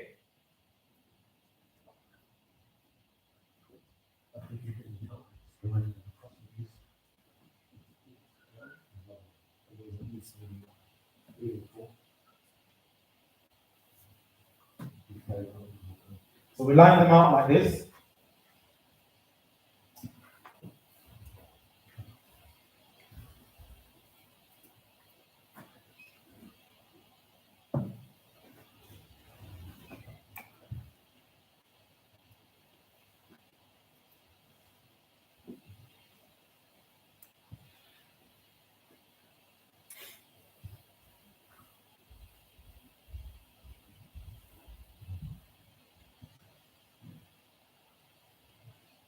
So we use 3.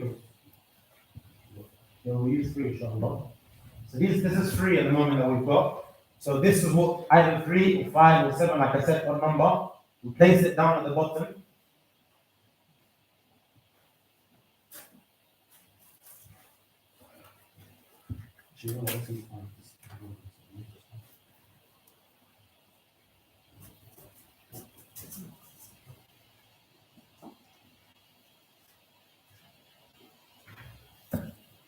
They have to be completely flattened out.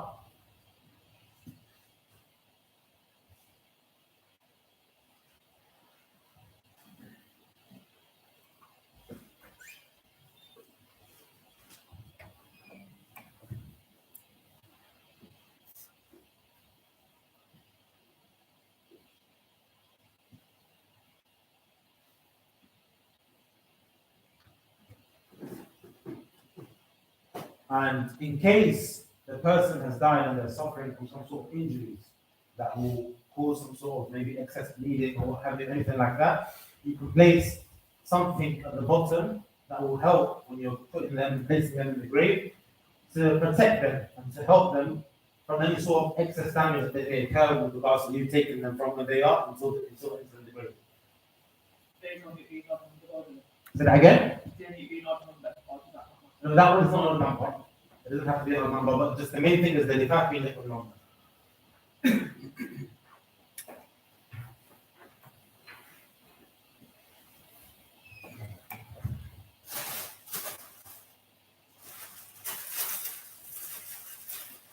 Usually, this is what's going to be used to wrap the seeds in terms of should be white in color. We have the spin bags we're going to use, inshallah.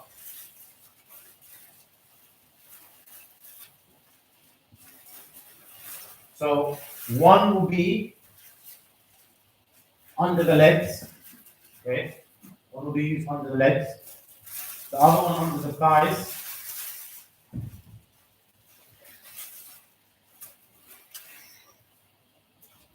And another one under the stomach.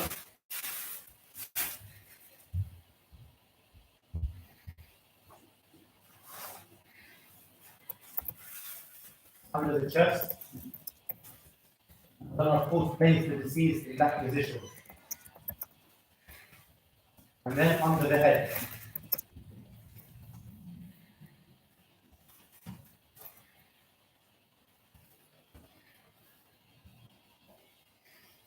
Of course, with regards to the lifaf, the sheet that we're using, if it's going to be a fully grown man, it will be this size. Of course, if it's an infant, someone smaller, then it will be according to the size of the actual deceased. As for the women folk, the sisters, then you add a qamis and a dirham. Okay, that is something you add, extra garments you add in order to cover the awrah.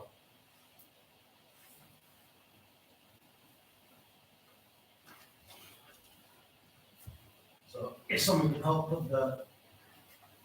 put the rubber back, I can get a volunteer.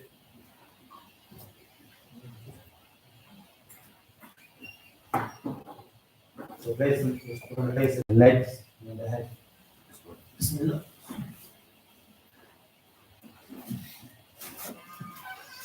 That's it. Thighs.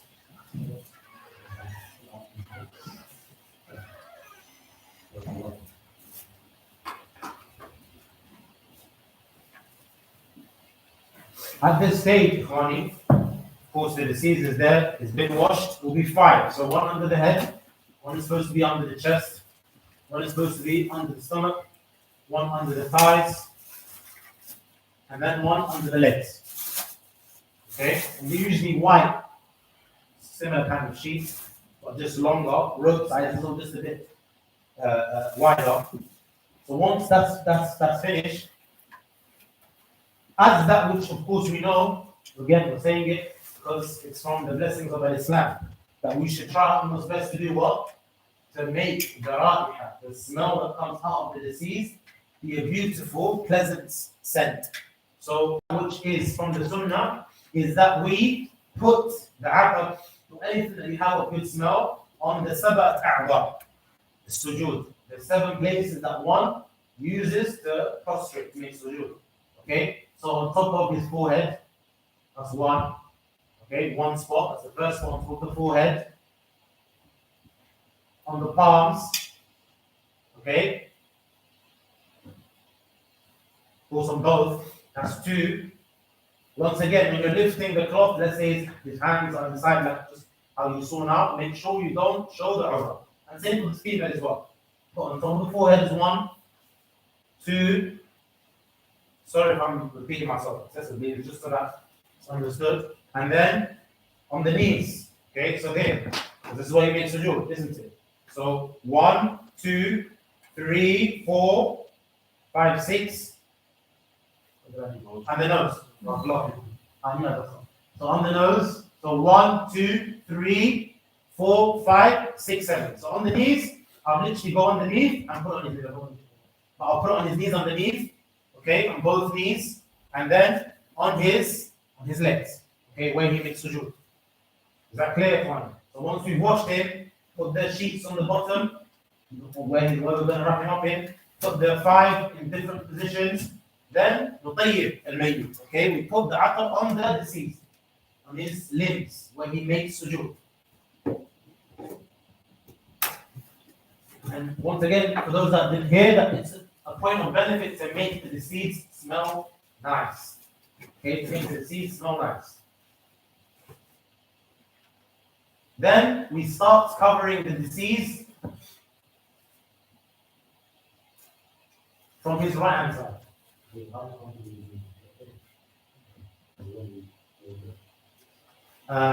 Allah Azza wa Jalla make this beneficial reminder for all of us, Ikhwan. You know, none of us here should be laughing, to be honest. But this now we start covering from his right hand side. Okay? We start covering from his right. Of course, the causes we can remove them if we know that no water has reached his nose. So there's no need for them to be there anymore. So we start covering his right hand side. Okay?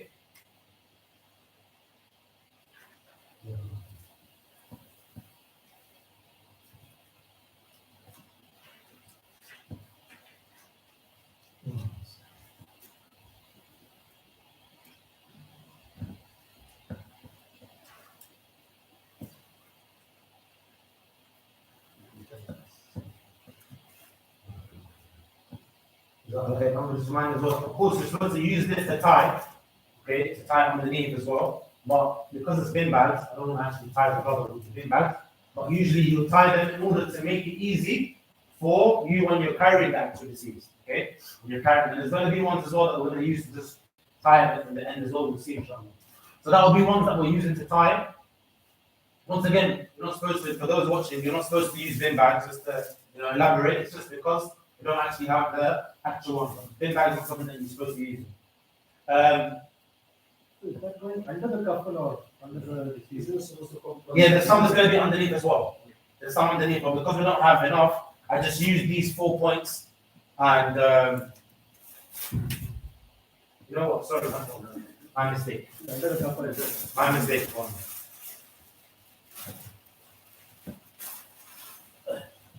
بارك الله فيكم.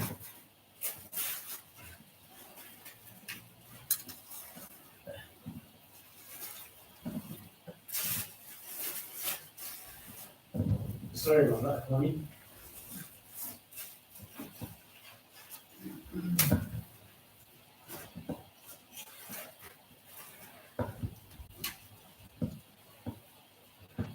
So these will be that which will tie the brother, the deceased. There is also supposed to be another one on the top, a light one that is also going to help with regards to, like I said, in terms of any sort of injuries the person has occurred during death.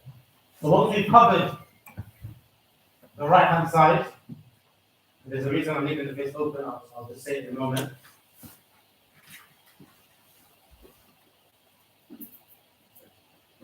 Then we start. So we'll start like this, and then we'll use, it's better to do sheet by sheet, it is better, okay? So you're covering the person properly, in a perfect manner.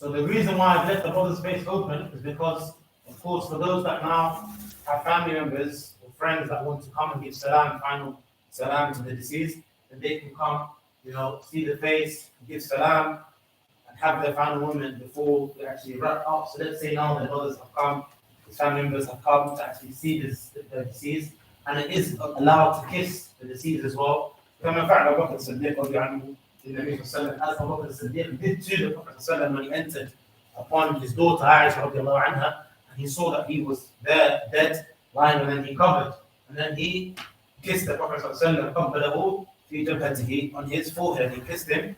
So of course kissing is allowed, okay? But in terms of now brothers may ask with regards to reading Fatiha, how can I read Fatiha?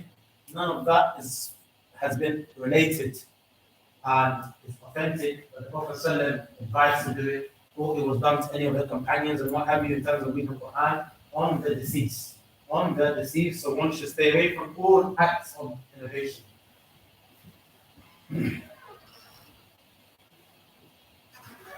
So then afterwards, we'll cover the brother.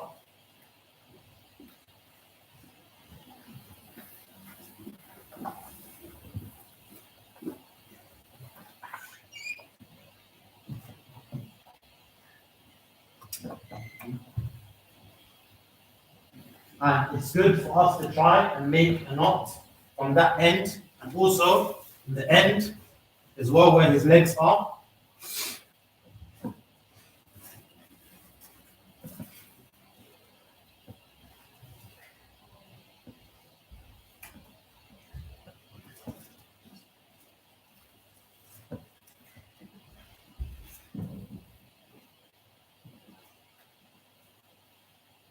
This is so that when you're placing the deceased in the grave, it's easier and he doesn't slip out of the actual cloth or anything of the sort.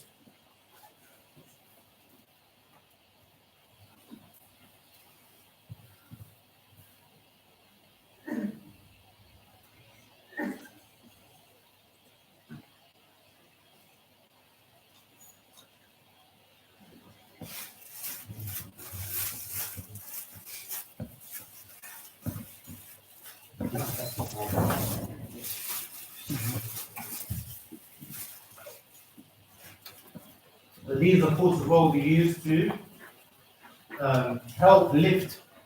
And finally, we have the table for the coffin, on the grave. Yeah. Yes. So at this moment of time, we'll tie the knots. But before we lift them and take them to the actual place where they'll be put in his grave, which we ask Allah Azza wa Jalla, the Almighty, to give us all Husn Khatim. May Allah Azza wa Jalla give us all a good ending and enable us to be from those that has a good ending when we meet our Lord Jalla Jalaluhu, Allah being pleased with us. So what happens next? Obviously, let's say we're in the masjid Okay? If we're in a masjid now, before they get taken to the grave, before the deceased get taken to the grave, what's next is to pray upon the deceased. Okay? We pray upon the deceased. So if it's a man, okay, or young boy, and what have you, then you stand where his head is. That's from the sunnah. The sunnah is you stand where his head is positioned. Okay? If it's a sister, of course, let's say this is the qibla and everyone's behind me. Okay? So imagine that this is the qibla and I'm the imam and everyone is behind me. I'll stand here if it's a male, okay, and I'll do my salah, which we're going to explain, salah of Janaza. If it's a female, I'll stand in the middle. One will ask why, what's the hikmah, what's the reason? Difference of opinion for the ulama, they say one of the reasons is that I act as a barrier of covering her and her awrah from the ma'mumeen, from those that are praying behind me. Look at the message inside. Even when the sister is deceased, we should still protect her awrah and cover her. So this is from the reason they give. Going into the rulings of praying Salat al-Janaza, it is 4 takbirat, that which is most authentic. Some ulama say that you can bring more and what have you. We're not going to get into the matters of differences of opinion. We're going to mention that which is authentic. 4 takbirat. The first one you say Allahu Akbar. And the differences of opinion with regards to raising the hands or not raising the hands, and there's 2 opinions. One says you should raise the hand in the first and then not the rest. The other opinion is you raise the hands all 4 times. The other opinion is you just raise your hands once and that's it. It depends what opinion you take. They're all authentic and all have proof. Okay? But we say Allahu Akbar and then we're going to do it as well. So we can teach those that don't know. And I'll hold the book and read the dua in English so that you can all learn if you don't know. And inshallah the brothers should put it in the description. So those that are watching can memorize the dua. Many people don't know what to say when it comes to actually praying the Salat al-Janaza. And it's very important because it's a time when you're asking Allah to forgive the deceased. Okay, so you say Allahu Akbar the first time and you read Fatiha. And there is no Salat al-Istiftah. Istiftah, there's no Istiftah. Meaning you don't say Allahu Akbar subhanahu. You don't do that. You just say Allahu Akbar. Alhamdulillahi Rabbil Alameen. Ar-Rahman Ar-Rahim. Maliki Yawmiddin. إياك نعبد وإياك نستعين اهدنا الصراط المستقيم صراط الذين أنعمت عليهم غير المغضوب عليهم ولا الضالين. Ameen. So that's the Fatiha. You just read normal Fatiha. If the Imam, so we're going to discuss it in detail because questions may arise and it's easy just to discuss now. If the Imam takes longer in Fatiha, then it is allowed for those that are praying behind to read another surah. It is allowed for those that are praying behind him to read another surah if he takes longer in the first rak'ah. The second takbir, okay, should be Allahu Akbar. Allahumma salli ala Muhammad wa ala ali Muhammad kama sallaita ala Ibrahim wa ala ali Ibrahim innaka Hamidun Majid. Normal salutations upon the Prophet Muhammad sallallahu alaihi wasallam. If you want to go longer, there's different ways of sending salutations. That which is authentic, there is no specific one you should do. Okay, just whichever one you've memorized or is easier for you, you should do. As for the next part, and the reason I'm holding the book once again is so that I can elaborate in terms of the dua, how you should say it, and what should be done, and how you should say it as well. Then you say Allahu Akbar, and you read Allahumma khfir li hayyina. I'm going to do it very slowly. And then I'm going to say it in English as well, the meaning. When you say Allahu Akbar the third time, so once again, you do Allahu Akbar, we read Fatiha. Second time, Allahu Akbar, you send salutations upon the Prophet sallallahu alaihi wasallam. And then the third takbir is the dua, supplication. So we say, Allahumma khfir li hayyina. Oh Allah, forgive. You know, let me read in Arabic and then English. Allahumma khfir li hayyina wa mayyitina wa shahidina. Okay? وغائبنا. Okay, اللهم اغفر لحينا وميتنا. Okay, اللهم اغفر لحينا وميتنا وشاهدنا وغائبنا وصغيرنا وكبيرنا. Okay, وصغيرنا وكبيرنا وذكرنا عفوا وأنثانا. اللهم من أحييته منا فأحيه على الإسلام ومن توفيته منا فتوفه على الإيمان.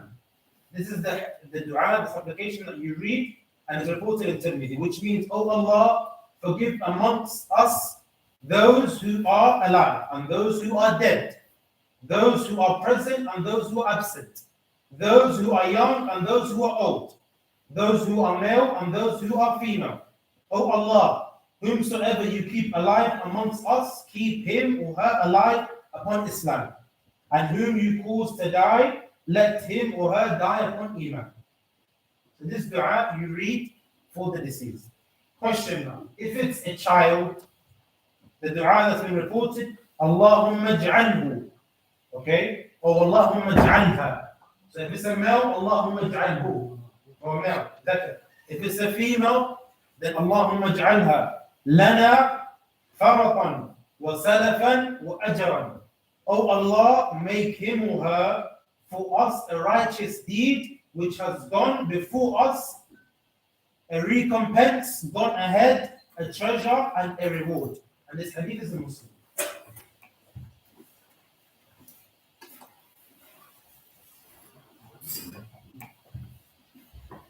And in the last dua, which is a long one, Allahumma ij'alhu, Allahumma ighfir lahu, warhamhu, wa'afihi, wa'afu anhu, wa'akrim nuzulahu, ووسع مدخله واغسل له بالماء الثلج والبرد ونقه من الخطايا كما نقيت الثوب الأبيض من الدنس وأبدله دارا خيرا من داره وأهلا خيرا من أهله وزوجا خيرا من زوجه وأدخله الجنة وأدخله الجنة واغفر له من عذاب القبر وعذاب النار. And this dua is reported in Muslim. Oh Allah, forgive him, bestow mercy upon him, pardon him, accord him with a noble provision, and make his grave spacious. Wash him with water, snow and hail. Purify him from sins, as you have purified the white garment from decay and coming back. Give him a better family in exchange of his present one, and a better spouse in place of his present wife. Admit him to Jannah and protect him from the trial in the grave and punishment in the hell and the hereafter. After hearing this supplication, Abu Abdurrahman, the companion, Ibn Malik said, I wished that it had been me dead in that position when the Prophet ﷺ read this dua. And this hadith is reported in Muslim. Now, from this dua, if it's a sister, then instead of saying Allahumma ighfir lahu warhamhu, of course we know Allahumma ighfir laha warhamhu. If it's more than one person, more than two people, Allahumma ighfir lahu warhamhu wa'afihi wa'afu anhu wa'akrim nuzulahu until the end of the dua. So it all depends on whom has died. Okay. Now, with regards to what should be done with regards to, let's say, it's more than one person, we mentioned if it's, let's say, for example, we have a brother here, then we're going to have a sister there. If it's a brother, we stand here. We mentioned, onto the head. If it's a sister, can I get a volunteer just to line up?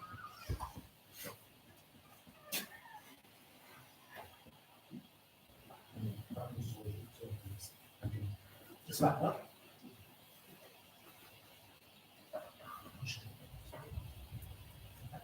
So if it is a sister and a brother, then we position the sister that the imam is literally in the middle part and at the same time on the head of the brother.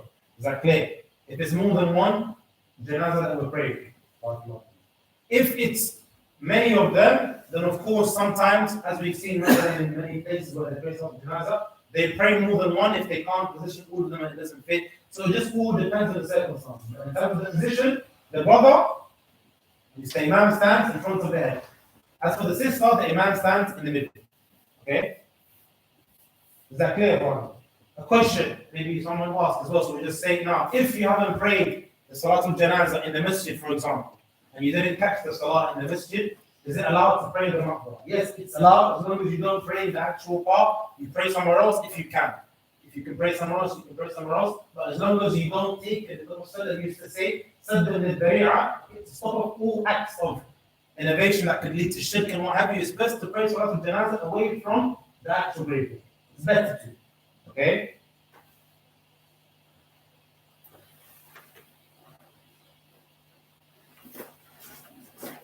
So that's for the Salat al-Janazah. Praying Salat al-Janazah, and of course that comes first. What's the reward? One may ask, what is the reward? And of course, we mentioned, I think just in case you didn't, I think one of the brothers mentioned, the person should be upon the state of wudu that's giving the actual ghusl, okay, meaning that's actually doing the washing. They should be in a state of purity. And the reward for actually praying Salat al-Janazah, does anybody know?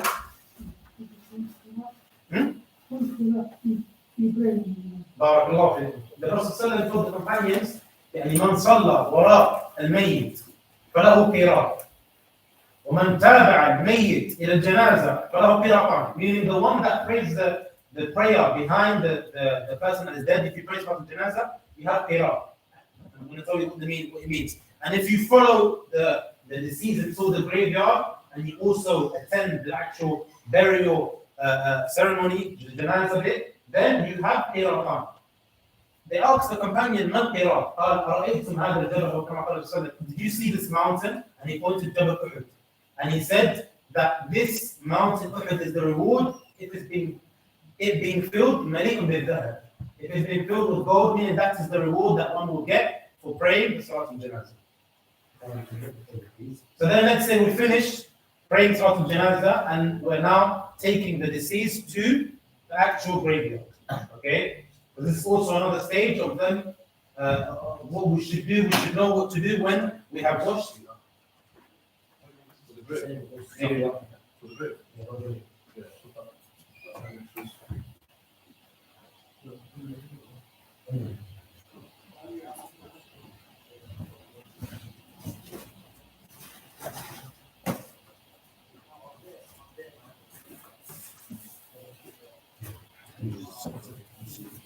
So of course we know that,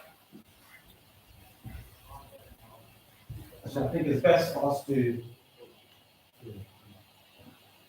with regards to the positioning and how we do, of course, just trying to kind of make, if you can kind of try and picture it, because we don't have an actual graveyard here or anything, but the way it should be, can anyone explain it to me? How do you place a Muslim inside the graveyard? In the right side. But how do you place it? How is the grave positioned? Not where the body, I'm talking about the grave. How is the grave like? Exactly, that's what I'm looking for. It's not a normal grave, okay? And in terms of that, what should be done is that there should be, like for example, a space and then a position that goes in. Who can tell me the reason? That's one of the reasons. So of course, once again, protecting the deceased to stop the grave from caving in. So you have a space that will be here. So we're going to place the deceased on his right hand side, okay, meaning on his left, but on his right hand side facing the Qibla. And the way you do it is that his face and what should be from the Sunnah. So if someone can help me up, the brother, we're going to lift and put it to the side, and then I need more than 4 or 5 volunteers. Please, come you okay? Okay. Yeah, this one up. So let's pick up the body, place the body there. And we can use this, so just once again, sorry, before we start, we can use, obviously, let's say we have something underneath, which usually happens, like a bed or something that carries the deceased. That can be used, and this is for the reason why these come in handy in terms of actually placing them underneath, that when we're placing them in and positioning the body inside the grave, it makes it easier for the person doing it.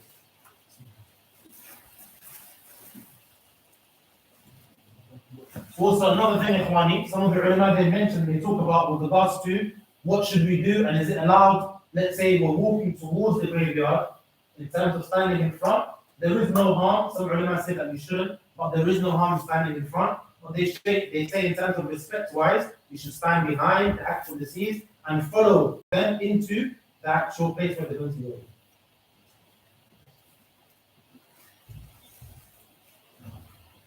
The reason I've done that just to show you Now, let's say in terms of the actual graveyard, let's say this is the graveyard, 6 foot under. Okay, there will be either one person or two people inside that will be there and ready to receive the dead body. Okay, so if you guys can help me basically pick up the body and then we'll receive an image on you. Just start from here. Yeah. But I want you guys now to position him in the way where we're going to make him face the Qibla. So let's say this is the actual Qibla. Yeah, please.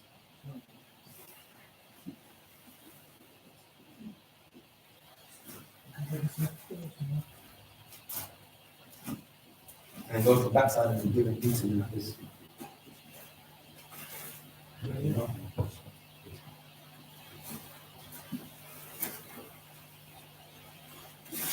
And what, sorry, just forgot to mention if this is the graveyard, from the sunnah that one should say is, they should say Bismillah. You can tell me, Bismillah, and then ala sunnati Rasulillah wa ala millah. So that's authentic. And you say Bismillah ala sunnati Rasulillah. Bismillah ala sunnati Rasulillah when you're receiving the deceased inside the actual grave. That's from the sunnah that you should say. Bismillah.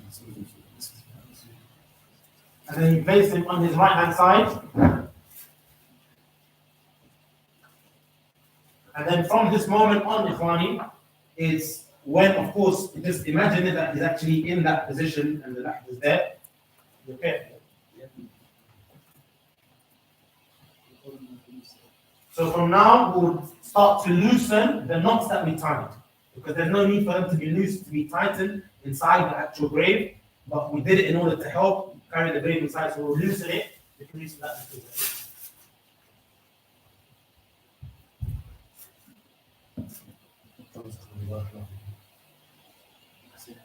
And then from this stage, Ikhwani, when we placed him like this, okay, and he's inside, from this moment, of course, we don't have the actual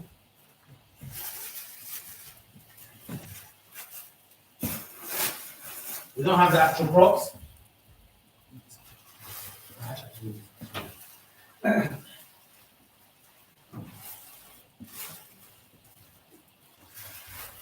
So this will be something similar to the lahd, what they call the lahd, where we'll place, let's say he's inside, he's in that corner.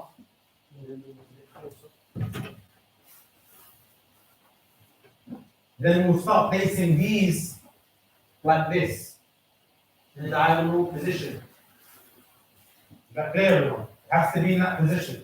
Reason being is that when we start putting the rocks and then the cement and then we start putting the soil and stuff, it doesn't actually enter where the deceased is. Okay?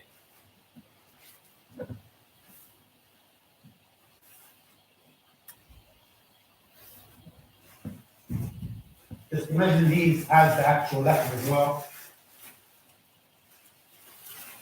Not very difficult to do so. Huh? He basically, yeah. In a way, there's like two types. Yeah, that is also can be used as well, but the way you're placing him, so once again, where's his head behind? Where's his head? Facing the Qibla. It's not allowed for a Muslim to be faced away from the Qibla. Because the Qibla is for the Muslim. You should not place a Muslim away from the Qibla. Or rather, he has to be facing towards the Qibla. That's very, very important and crucial. So it's better to note down that he has to be facing towards the Qibla. This is from the Sunnah of the Prophet ﷺ. He has to be facing towards the Qibla. And then afterwards, we put the lahd there. So let's say that's all done now. At this moment now, we'll get, for example, rocks. Okay? We'll get rocks, make sure it's covered, and cover it as well, start throwing them down so the lahd doesn't move as well. It depends where you are. People use different things. Some countries, they use like some sort of cement in the little corners of the lahd as well to make sure it's firm and it doesn't move. Some of them, they don't. They just put the soil on top. So that's not important really in terms of, it's not from the sunnah. It's just in terms of if you can, it's better to. If you don't have, then it's not a problem. Just in order to keep that diagonal lahd, wood, or whatever you may use, to keep it intact so that the body is not affected with that which is put on top.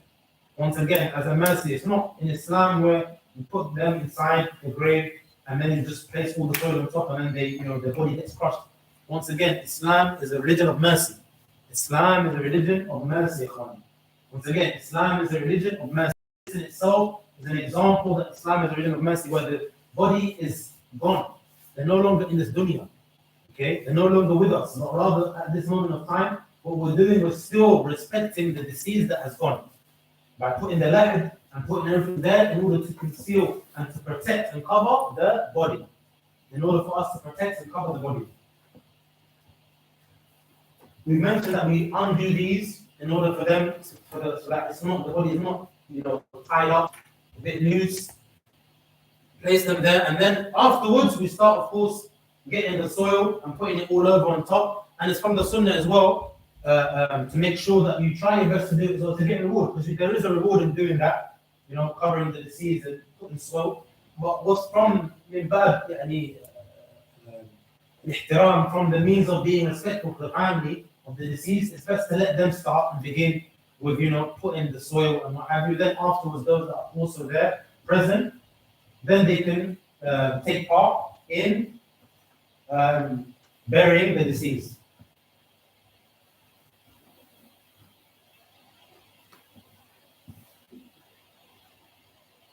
Definitely, moving space, it's not safe to keep it to You okay? You said it's okay.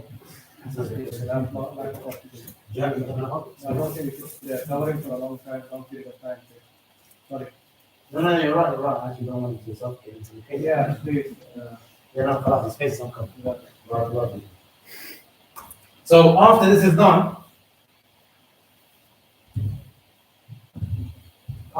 done, brothers, what you do next is, of course, as well, as the Prophet ﷺ says, إذا وضعتم موتاكم في القبور فقولوا بسم الله وعلى ملة رسول الله صلى الله عليه وسلم. We mentioned that as well. When we place him there, we carry on, continuously saying this specific statement, that which the Prophet advises us to do so.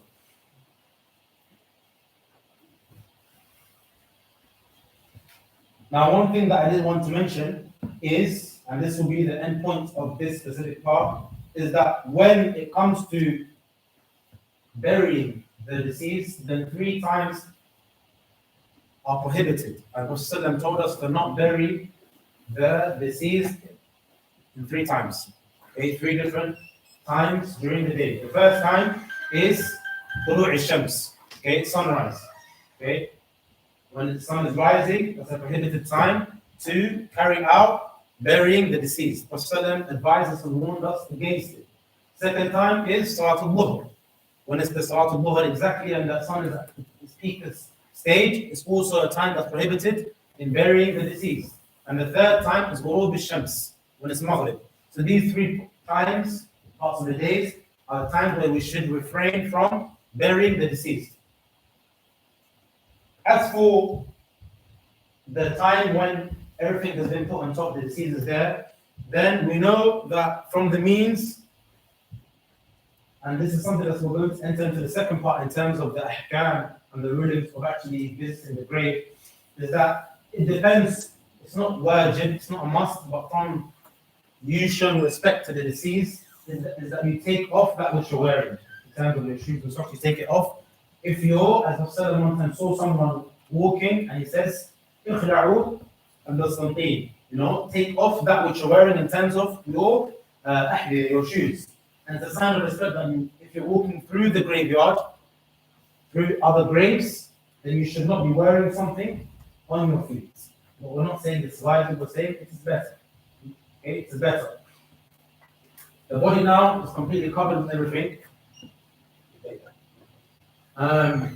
One thing that we should bear in mind is that at this time, when it's completely covered, now is the time when it comes into effect with regards to how much now do you care about your deceased? That's the question now you ask yourself, how much do you care about your deceased? If you say that they're your family member or your friends or your parents and what have you, that's when you should try your utmost best to help them in refraining from any sort of innovation. I need the flowers on top of the grave, sitting on top of the grave, putting some people they put, maybe the person was known to be a biker, was known to be an engineer, whatever it means, when you put something there, and you're trying to show respect. This is all of these actions, and any other than them won't benefit the deceased. They don't need anything from you physically. All they need is you to make dua for them. Okay? You leaving, I don't even know what they use now, but generally whatever they use in terms of props, flowers, and anything else, for people in terms of, in Khaliji countries, they put shimars. All of these stuff are all innovations. All innovations. That is not going to help the deceased, but rather it is going to bring about harm to the one that has done. So you make dua for them. As Prophet said, as this moment of time, it says, إِذَا حَضَرَ أَحَدُكُمْ الْجَنَازَةَ فَاسْأَلِ اللَّهَ عَزَّ وَجَلَّ فَادْعُوا لِأَخِيكُمْ فَإِنَّهُ الْآنَ يُسْأَلُ. As Prophet says, that when it comes to you being at this moment of state, and you're there, you're alive, and you're there witnessing the burial, make dua for the deceased. Why? Because at this moment of time, they're being questioned. At this moment of time, others, they're being questioned. They're being questioned. That's when they're going to need your dua the most. Okay? In terms of if someone has come, and maybe there's someone that has come to try and remind the brothers, there is no problem in someone there reminding the people about death and what have you. Something small and short, not too long, not too heavy on the people. As long as it's to the point, there's nothing wrong with that as well. And also at this moment of time as well, funny, I think that I want to bear in mind, we're going to touch on it further, inshallah. But something that's very, very crucial and important with regards to the woman folk visiting the graves and being there present when we're burying the deceased. That's a very important topic. Different ulama have different statements, but the main thing is, as some people say it's allowed, for those that take the opinion that is allowed, there should be no free mixing. The time when the burial is happening, just like there should be no free mixing outside. Sometimes we lose ourselves in terms of that which we need to do, in terms of our religion. We don't remain steadfast. When the deceased is being buried, there is no need to free mix. Just like there is no need to free mix, and one shouldn't do it outside of the Janaza, outside of this specific state and state, this specific state. So one should bear that in mind as well. Sometimes you go to the burial and you see sisters there, brothers there all together, and it's like, what's going on, Ikhwan? Where's the fear of Allah Azza wa Jalla? And yeah, akhwati fil Islam. One should bear that in mind as well. When you're there and the person is being buried, respect the deceased. Have fear of Allah the Almighty. Have fear of Allah the Almighty.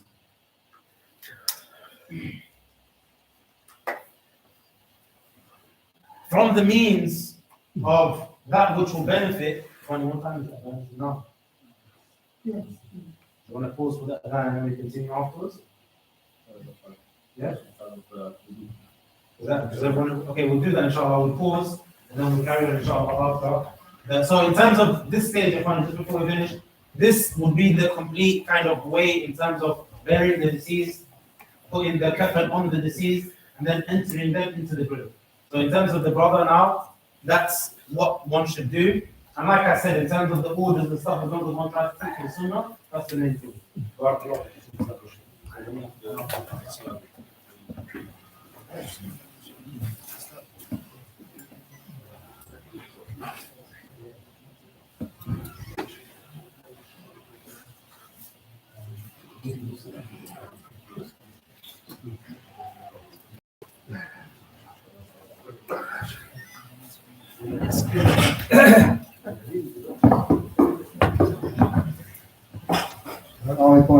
Inshallah, as the Shaykh mentioned, we'll continue after the Asr prayer. Once the course is finished, the Shaykh said there's not too much long left. Once we complete, inshallah, everyone's welcome upstairs. We've got some food for everybody. So take the food and then go after that, inshallah. So after the Asr prayer, we'll continue the last section. Once it's finished, inshallah, upstairs for food, inshallah. Jazakallah khair.